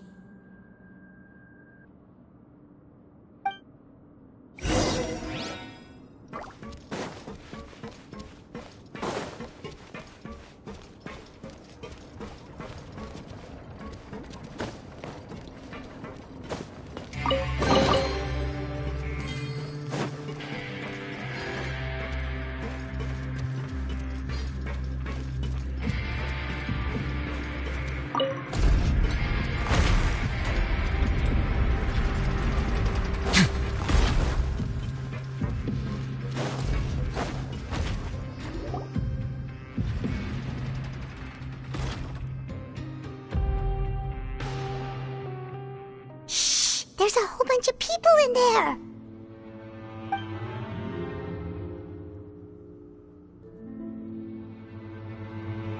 Are you serious? You're telling us that within a day, our faces are going to rot like yours? Fontanian physiology changed dramatically after that great flood, and it's not as compatible with this face-changing solution as before. The side effects are as you can see. Why didn't you say anything before we all used it? Look, my plan got you all out of prison, didn't it? You'd have much bigger problems to worry about right now if the Marechaussee Phantom found out about your other crimes. Consider an ugly mug getting off lightly. Ugh. You're just lucky we didn't leave you in there after you disappeared on us with no warning. We only let it slide because we're former partners. And now you have the gall to pull a stunt like this? Partners? Make no mistake, each of us is only looking out for himself. If you place too much trust in others, well, I'm afraid that's your problem. You hid things from me too. Remember how you each had a spare potion? You kept quiet about it until we planned the prison break? Oh, and you didn't have a secret spare? Then do you want to explain how you melted your face off before all this? Guys, that's enough. Calm down. It is what it is. Arguing won't change anything. What's the plan, Parton? I'm assuming you brought us here for a reason? There is no plan. We followed him here on the promise of more juice, but it turns out there ain't a drop here. Besides, what does it matter now anyway? He already said, even if we did get our hands on more of that stuff, switching faces again solves nothing. They're still gonna melt off eventually. I said enough arguing! Parton, tell us the plan. The most practical solution is to continue using the potion. Keep switching to a new face before the ulcers can start forming. Are you kidding me? This stuff was hard enough to get a hold of even when we had a supply. Now you're asking us to use it like skin lotion, after the flood all but wiped the supply out? Well, there is another option. But you'll have to make a deal with me first. Okay, now we're talking. What's the deal? I have a document I took from that researcher that details how to make a replacement. Just give me one bottle of the undiluted fluid, and I'll get to work. What's the problem? I thought you always kept reserves. Or do you really just have one spare bottle each? What do you think? That we were shipping them into the fortress of Meripede by the basket load? Well then, say hello to never showing your marred faces in public again. Ugh, I've heard enough! Get him! Let's see if that document even exists! Freeze! Marechaussee Phantom! What? Who let them in? Officer Morgan, before anything else, please find out Rawat's status. Rawat? I don't see him. Hand over the hostages of avoiding an extension to your sentences. Spare us your condescending attempts to coax us back to our cells.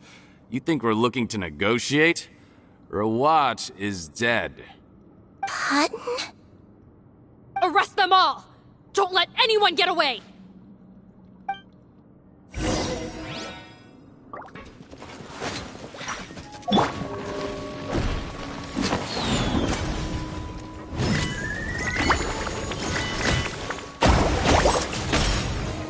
Yoo-hoo! Have a safe trip. On our way now.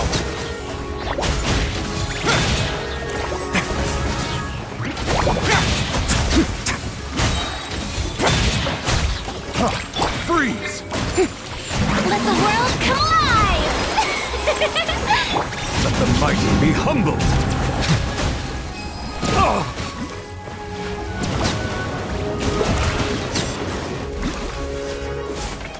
Settle down.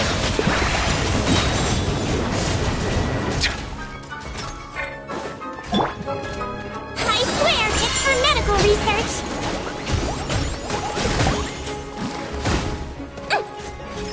Floaty Marty!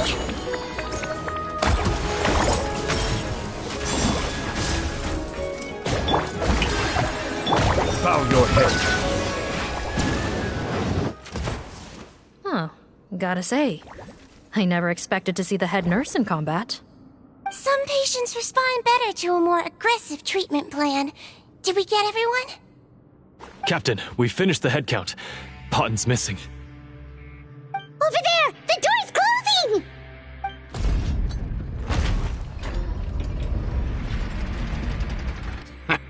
One group trying to arrest me, another trying to hunt me down. Good. I gotta kill two birds with one stone. How did he get up there? There must be a secret passage somewhere. Find it! Don't waste your energy. I already sealed it off. How naive. We have more people outside.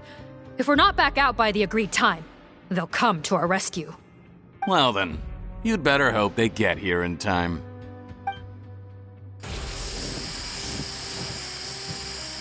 There's some kind of gas leaking from the pipes. Be careful, it's poisonous. This is our distribution center, where we store the product derived from our source solution. We had to use special fire prevention methods to prevent contamination. The pipe network here was designed to emit a gas for firefighting. One little modification later, and it makes an efficient death trap. Why would you do this? Your partners are here too. Oh, please. If they can't supply what I need, they're of no further use to me. Besides, I can't have them exposing my potential whereabouts. He's a maniac! Come on, we gotta find a way to open that door! Go ahead, struggle in vain. Once the last of you croaks, no one will ever find me again. So long! Are you sure you're ready to leave, Potton? You haven't changed your dressing today. You can't cure my face, just give up. And what if I could? Nice try. You're just trying to stall me. Don't you worry about me. I'll find a way to cure my face once I get out of here. Oh, I doubt it. After all, Fontanians can no longer dissolve in primordial seawater. What the... How did you... The key component of the face-changing potion is the fluid left behind by dissolved Fontanians. It might look like ordinary water, but it has some unique elements in it. Before the flood, all Fontanians were oceanids, physiologically speaking. A potion made from that fluid could dissolve and reconstruct the face of a Fontanian in much the same way as hydroidolins change form. Theoretically, it could give someone any appearance they wished. But since the flood, Fontanians have become true humans. They can no longer provide the source material for this potion, nor reap its benefits. Are you saying This potion is made from Fontanians dissolved with primordial seawater? Then their crimes are far worse than I thought. How could you know all of this? No, wait. Of course! Well, well. So that's why you have a human appearance. It also means that I have a formula you're unaware of. The air's getting thicker. It's getting hard to breathe.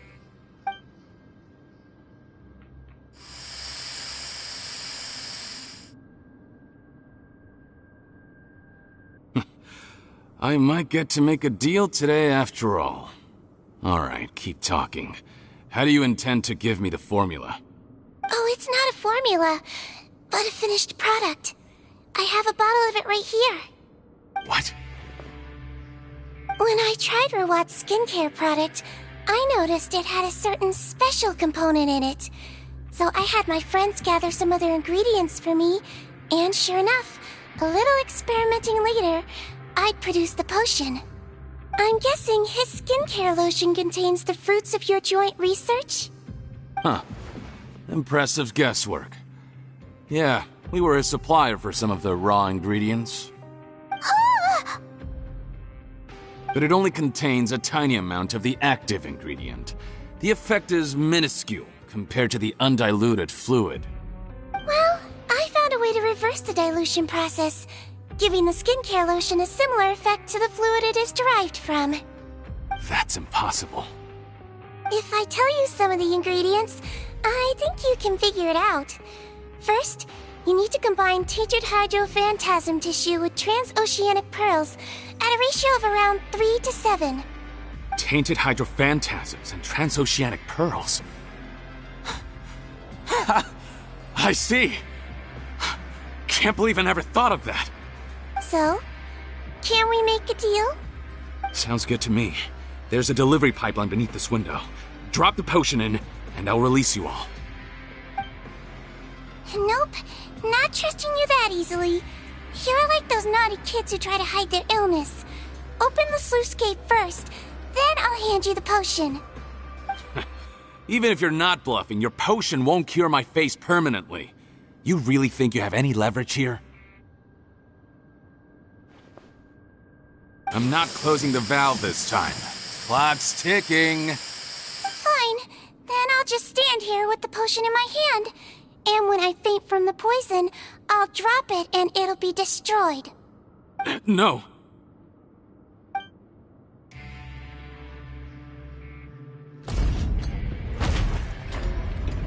It's open! Disable that sluice gate! Jam it!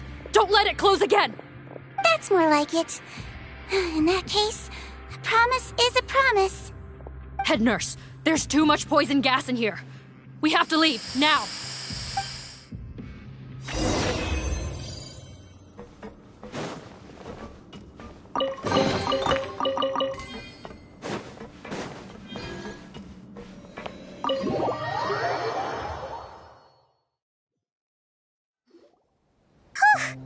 That was too close. That button is a real nasty piece of work. Oh, don't be too quick to sit down. Moving around a little will help relieve the soreness. Same goes for you, Traveler. Oh, but Paimon, you should be fine, right? Flying fast is pretty tiring too, actually. Anyway, that's not important right now. Paimon's still shocked to learn that there's a whole criminal operation going on behind that skincare lotion. Shame I ended up giving the improved version to Potten after finally making it for you. I'll make you some more, I promise. No, please don't. Paimon doesn't want to use that stuff anymore. Still, it was a pretty good job that Paimon wanted to buy some in the first place, huh? It ended up saving everyone's lives. That's gotta count for something. Yeah, Paimon was just kidding. Head nurse, I've done a final head count of our team and the criminals. Everyone's here and doing fine. We're ready to escort the fugitives back to the fortress of Meripede. It's a shame that we didn't find Rawat. At this point, I'm afraid he's probably deceased. What a horrible bunch. Especially that Potten guy. If he hadn't made good on that deal, we'd all be dead because of him. No, we wouldn't. I always keep a whole bunch of antidotes on me for emergencies, and one of them neutralizes that poison gas. We'd have been fine, even if you hadn't opened the gate. What? Then why did you give him the potion? If this is true, I must concur. Sorry to be blunt, but I think you made a bad decision by handing him that bottle. If he changes his appearance and flees Fontaine, it's unlikely that we'll ever find him. No matter how cooperative his accomplices are when we question them. No, you don't understand.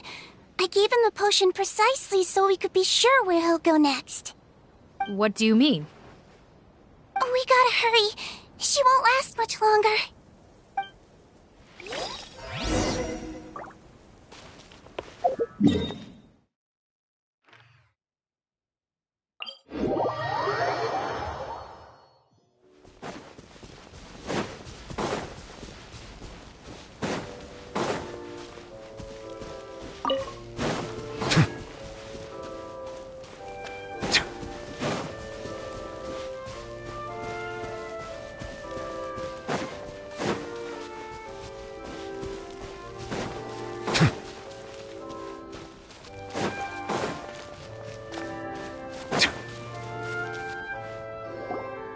Don't move a muscle. I might be short, but I pack a mean punch. Captain, you're just in time. While I was lying in wait, I spotted this crook snooping around, trying to find a way in. So I detained him. Oh, his face. Are you... Potton? So this is where you were heading, huh? What? This is how Potton looked before his face was marred. His current appearance matches the mugshot on his arrest warrant. I see. Wait, so what's going on? Wasn't the whole point of the potion to disguise himself and escape Fontaine? Why would he change back to his original face and run right into our trap? Enough of this nonsense. Let me in! You better pipe down. There's an old lady in there who's very sick. No way are we letting a crook like you inside. To heck with it. Listen to me. I'm Rawat. That's my mother in there. He's gotta be lying, right? Rawat was a victim in all this. He was forced into it against his will. How can he and this monster be the same person? Forced against his will? That's the funniest thing I've heard all day. Back when I was being coerced, everyone thought I was colluding of my own free will. And then when I actually became a criminal in my own right, you all suddenly thought I must be under duress. Amazing what a difference a handsome face makes. Save us the speech. Explain yourself. You want an explanation? Fine. I'll tell it how it is. When I was just Potton, the whole world treated me with contempt. Ew. What do you want? Get away from me. Women despise me. Collaborate? You don't look like much of a researcher to me. My peers scorned me. Mr. Potton, was it? I'm most interested in your research. Consider my offer carefully. I doubt you'll find other investment opportunities. Only villains would work with me. You want out of the game? Forget about it. Turns out, I slipped up a little. Left your picture with some Marechaussee Phantom officers. Easy mistake to make. Now they've listed you as an accomplice and drawn up an arrest warrant. So I suggest you put any thoughts of running away to rest. If you get caught by the guards for being in the synth business, you ain't ever seen the light of day again.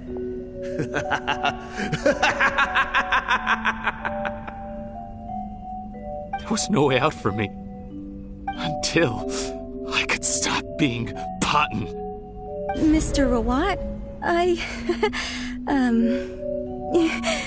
have something I'd like to tell you. I became popular with women. This new potion you developed is fascinating. Genius, in fact. Would you consider working with me? I'd be happy to sign a licensing agreement. My peers looked up to me. I'm very interested in your research, sir. You must no doubt have offers from countless investors, so far be it for me to ask for a full collaboration, per se.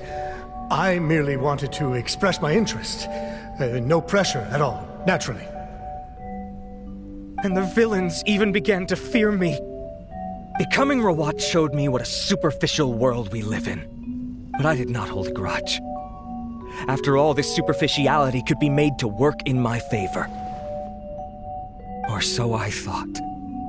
But alas, the world seemed bent on finding a reason to make me despise it. Mother, I'm back. How are you doing? Who are you?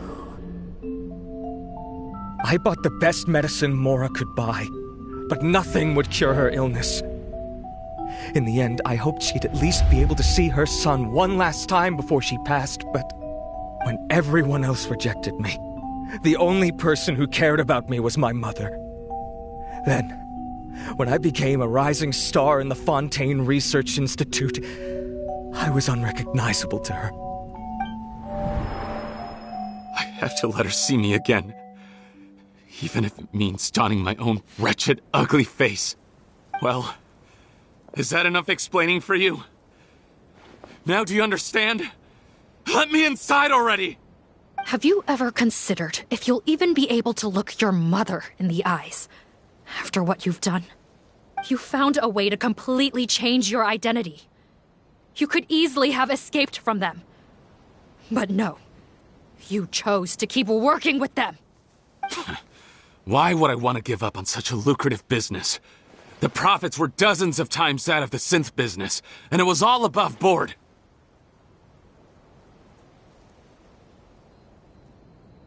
So you kept being a villain just for the money? Villain? By what standard?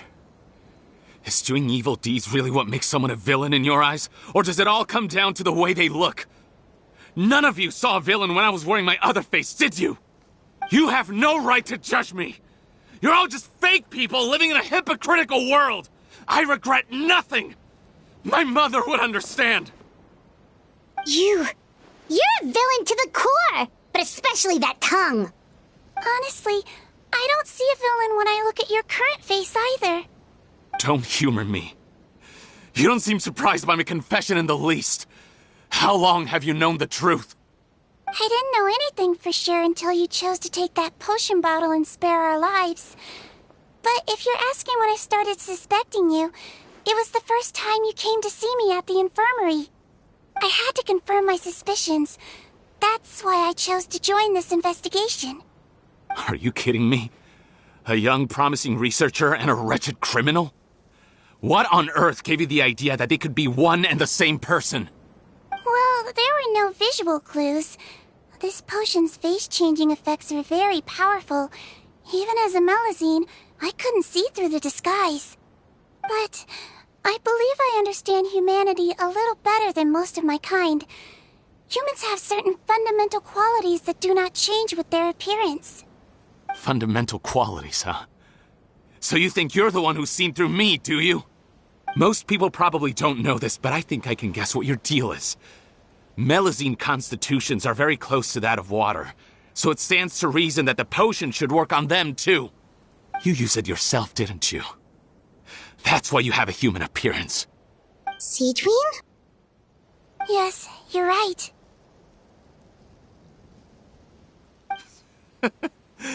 I'll bet it was back in the days when Melusines were discriminated against because of their appearance.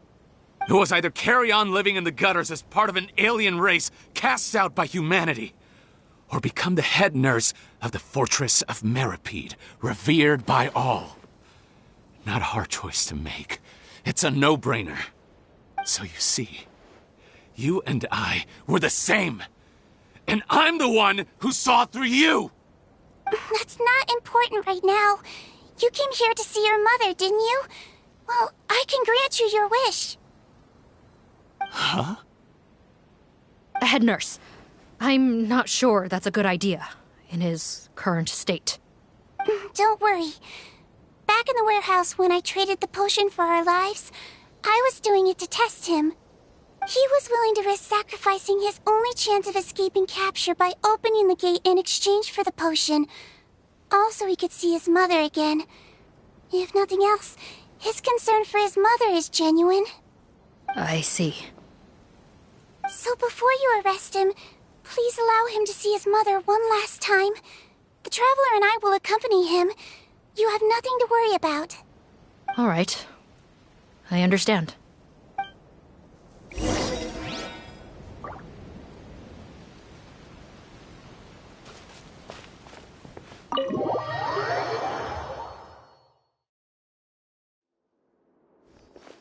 Mom? It's me, Potton. Your son.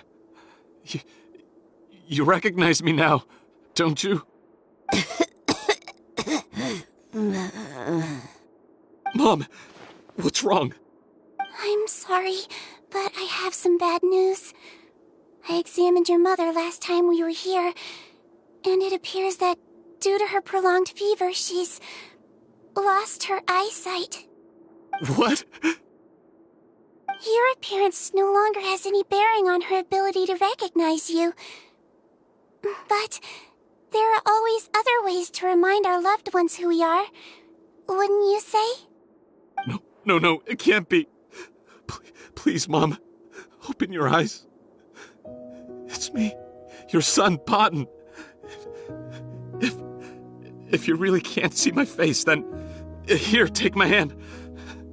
Tell me you feel your son's hand. I've done so much to get to this point.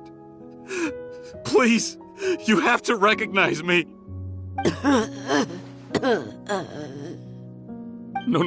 No. The temperature of his palm must have changed. I'm sorry. It seems I couldn't bring him back to you after all.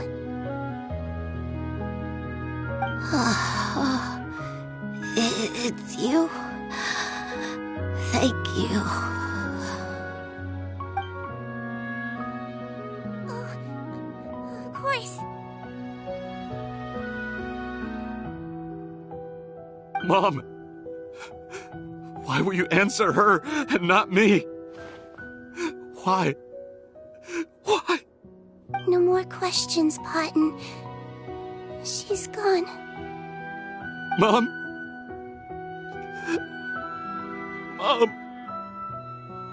I'm sorry to say this, Potton, but you and I are not the same.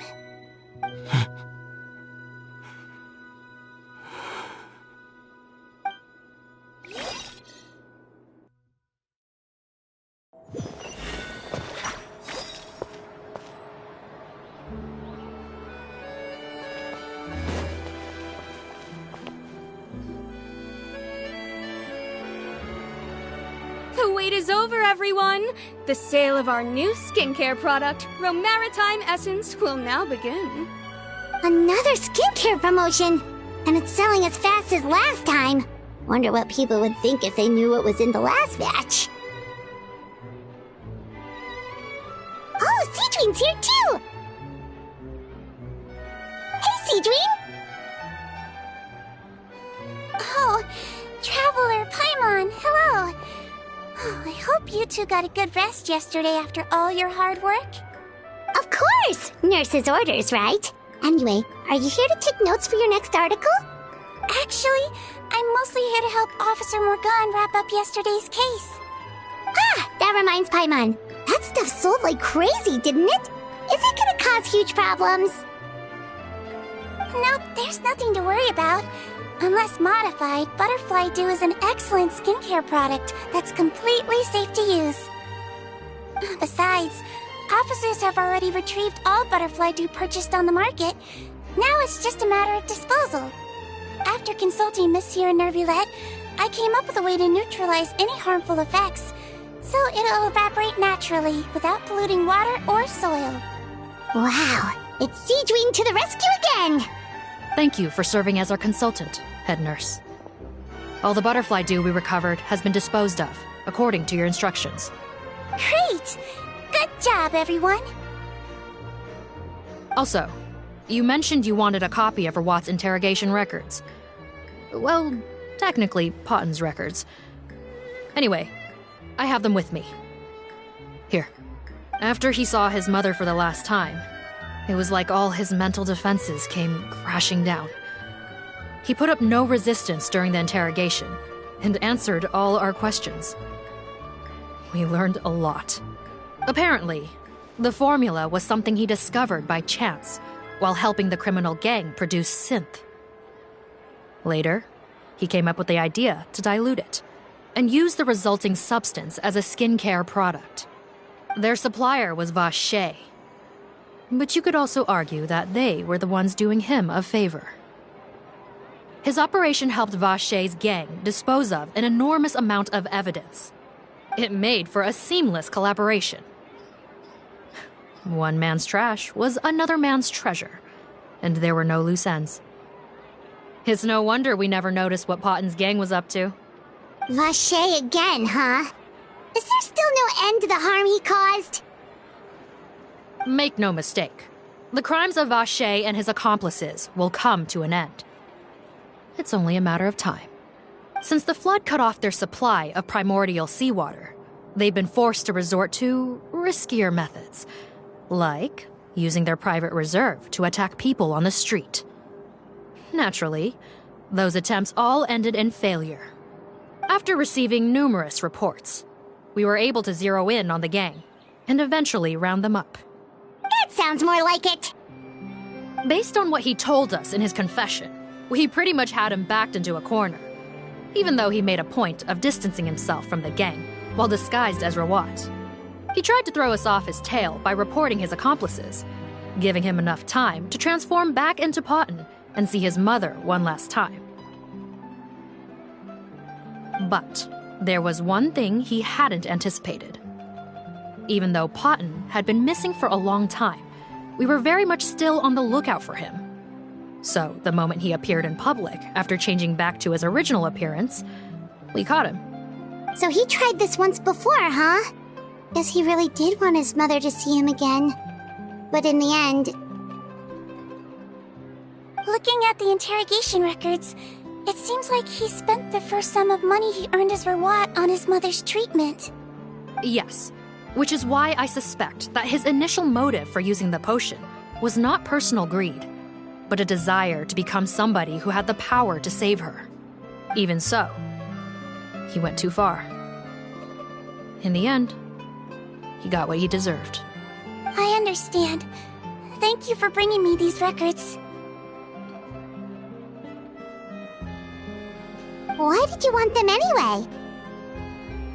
Potten was one of my patients, so I need to put together a medical file for him.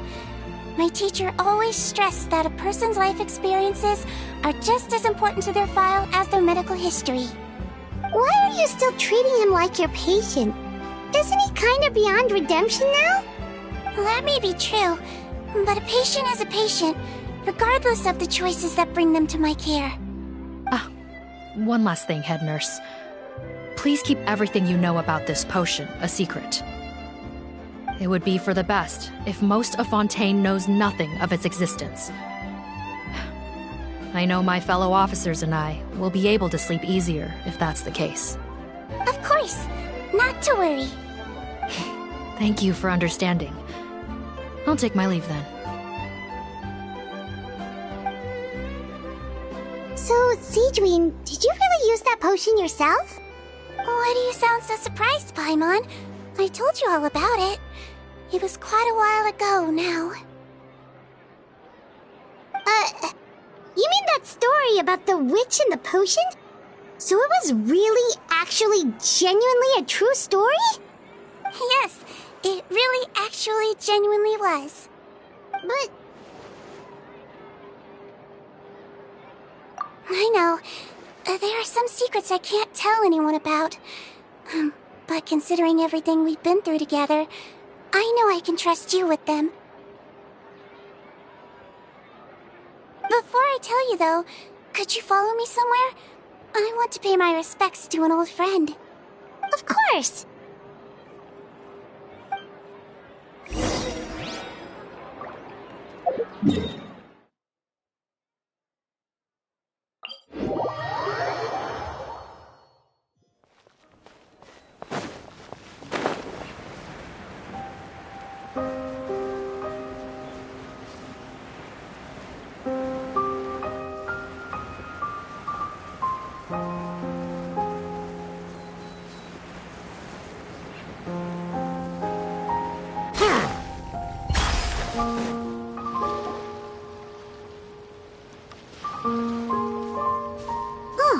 Nervalette and Risley, they're here too. Good to see you, traveler. Paimon. I trust all has been going well for you? Big news, everyone.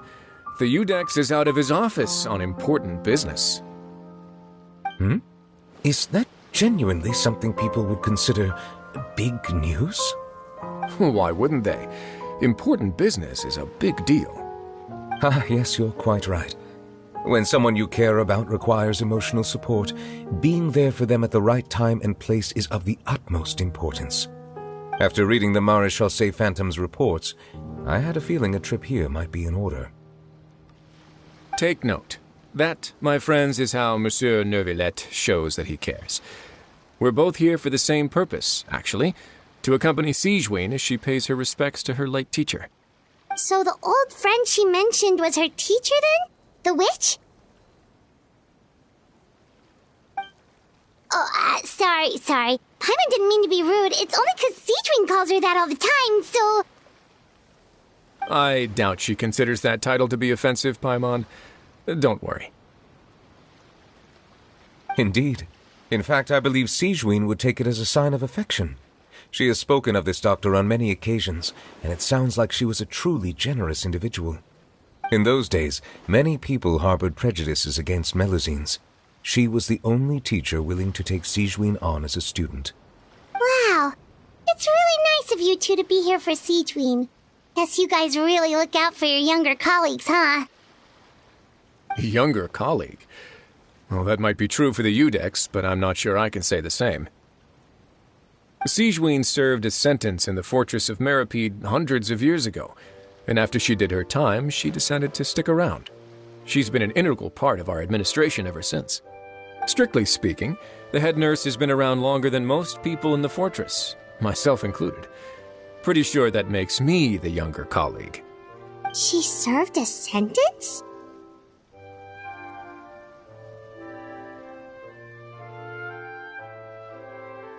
Yes, long before I became Udex, there was an ancient law in Fontaine that prohibited any attempt to transform another species into a human.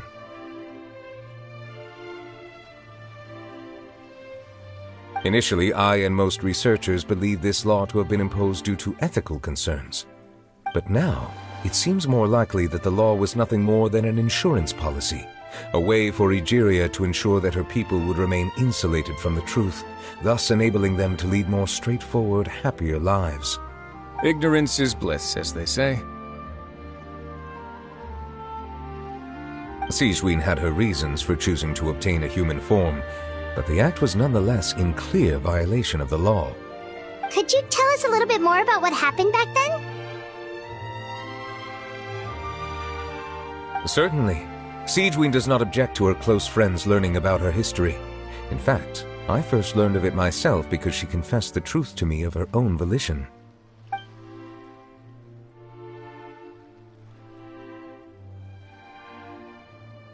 Even with their daughter so ill, they kicked you out? Stubborn as always. And prejudice isn't a disease I can cure either.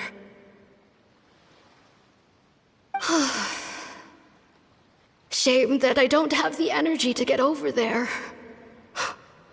You're laughable, you old witch. You want to save everyone in Fontaine, but you can't even save the patient before you. Master, what are you...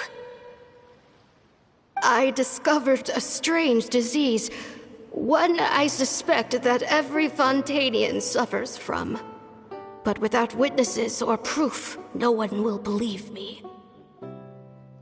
I had no choice but to experiment on myself to find a cure, but I hit a wall. And as you can see, it took a wretched toll on me.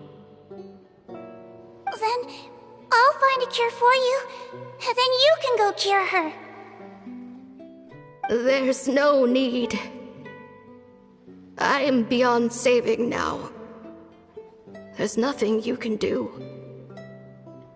But, Master... As I said before, a doctor's duty is to treat whatever ailments they can. I know, but they don't trust me at all.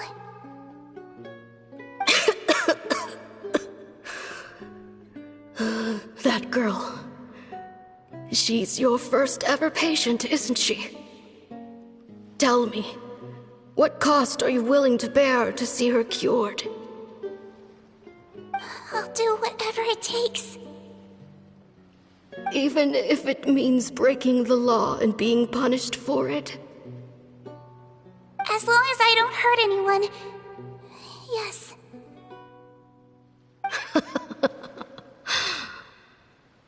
Spoken like a true student of mine. Then I shall make one more final gamble. And see my experiment through to its end. Leave me for now, and come back in 2 hours. If I am able to work this miracle, then I will have found a way to save all Fontanians, and I shall be able to help you treat that girl. If not, then it means there is one more disease in this world that I cannot treat. In that case, do not come looking for me. I will leave you a parting gift. An accidental discovery happened upon through my study of this strange disease. It has little use, but it will at least help you cure this one patient you can reach.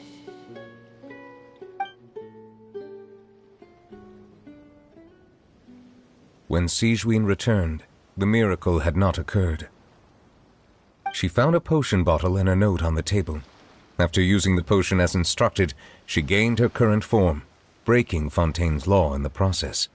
And after I had confirmed the veracity of the events, I gave my verdict. So that's what happened.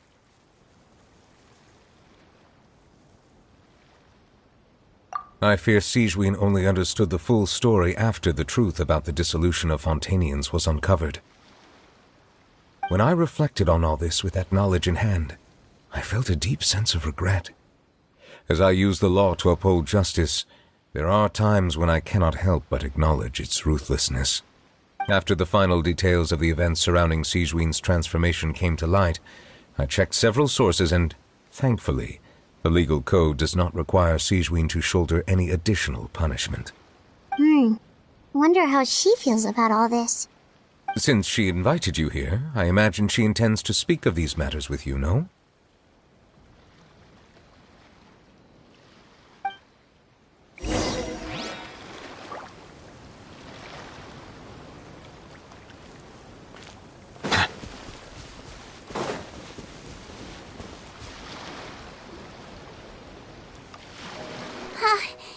You're here. The old friend I mentioned was my teacher. When she passed, her body was nowhere to be found. All that's left of her is an empty tomb. And even that's deep underwater now. Sigewinne, the witch who gave you the magic potion, she was your teacher, wasn't she? Sounds like Monsieur Neuvillette filled you in. After learning the truth, it must have been hard to process, huh? Well, to be honest, after I realized what really happened that night, my first thought was that it kind of made sense. It seemed exactly like the sort of thing she would do. But she was planning to sacrifice herself and never told you. That's just who she was. If flying is what it took to get a kid to take their medicine, then that's what she'd do.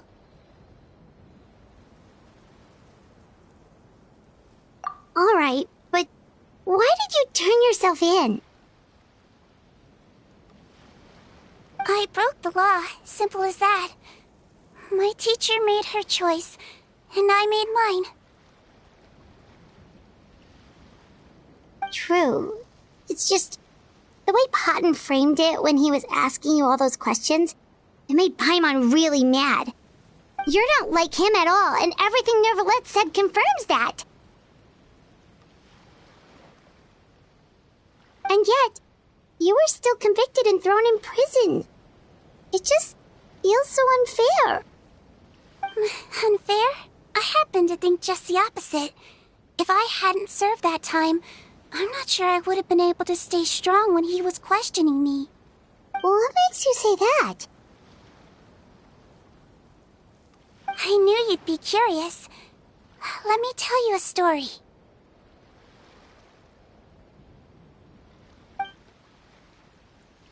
The verdict came down. This Melazine is guilty. Deudex defended the authority of Fontaine law, but he did not confiscate the Melazine's medical kit. And so, the Fortress of Meripede gained a new little doctor. She still wore her hood and raincoat, even though it never rained in the fortress. Perhaps thanks to her human appearance, no one refused her treatment. She treated more and more patients, and her sentence grew ever shorter.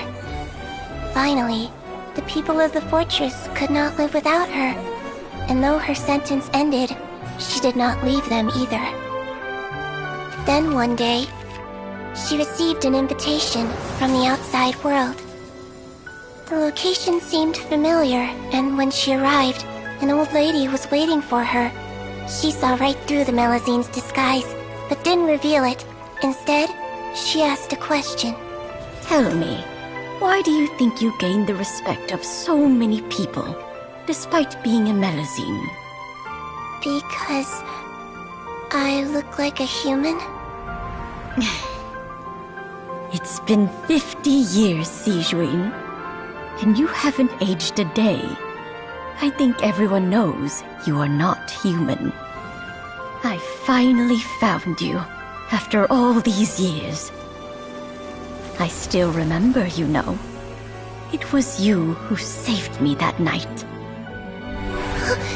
But how? I was no longer a Melazine by then. Does it really matter if you're human or Melazine? I remember the warmth of your palm. It's quite unmistakable. And you know what? It hasn't changed one bit. You don't have to hide anymore, Sigewinne. These days, everyone wants to make friends with Melazines. And I think that it's all because of you.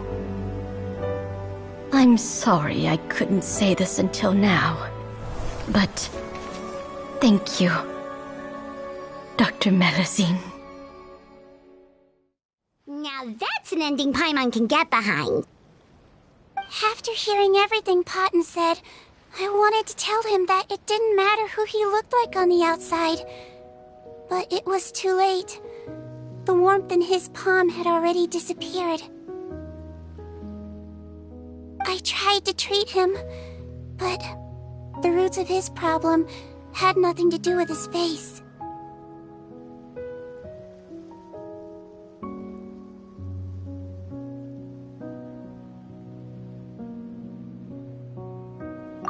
I understand. Thanks, you two. I appreciate you being here for me while I talk this through. Oh, it's nothing. Our pleasure. Oh, there's one more reason I invited you here. It's about time I finally give you what I promised. In order to restore the appearances of the face-swapping victims, The Marashose Phantom gave me special permission to make a few bottles of that potion. And I made one extra just for you two. We don't need it though. Shouldn't we destroy it? Well, even if you chose to destroy it, I still thought I should give it to you first. You two did so much for me. How could I break my promise?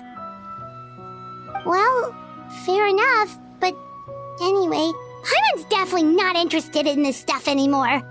Still, if this is the very last bottle in all of Teyvat, getting rid of it would feel like kind of a waste. Maybe we can give it a special meaning somehow. Oh, Paimon's got it! Melusine physiology wasn't affected by the Great Flood, right? So that means the potion should have a permanent effect on you. In that case, what do you say, Sigewinne? Ever thought about transforming back to the way you used to look? After all, from a Melusine point of view, Paimon bets Melusines look the cutest of all.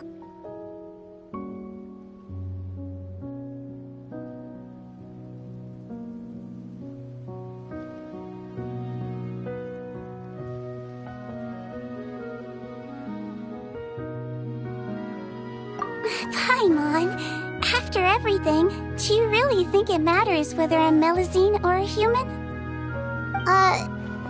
Well, what was Paimon thinking? You made up your mind a long time ago. Yeah, let's just destroy this thing. Leave it to me.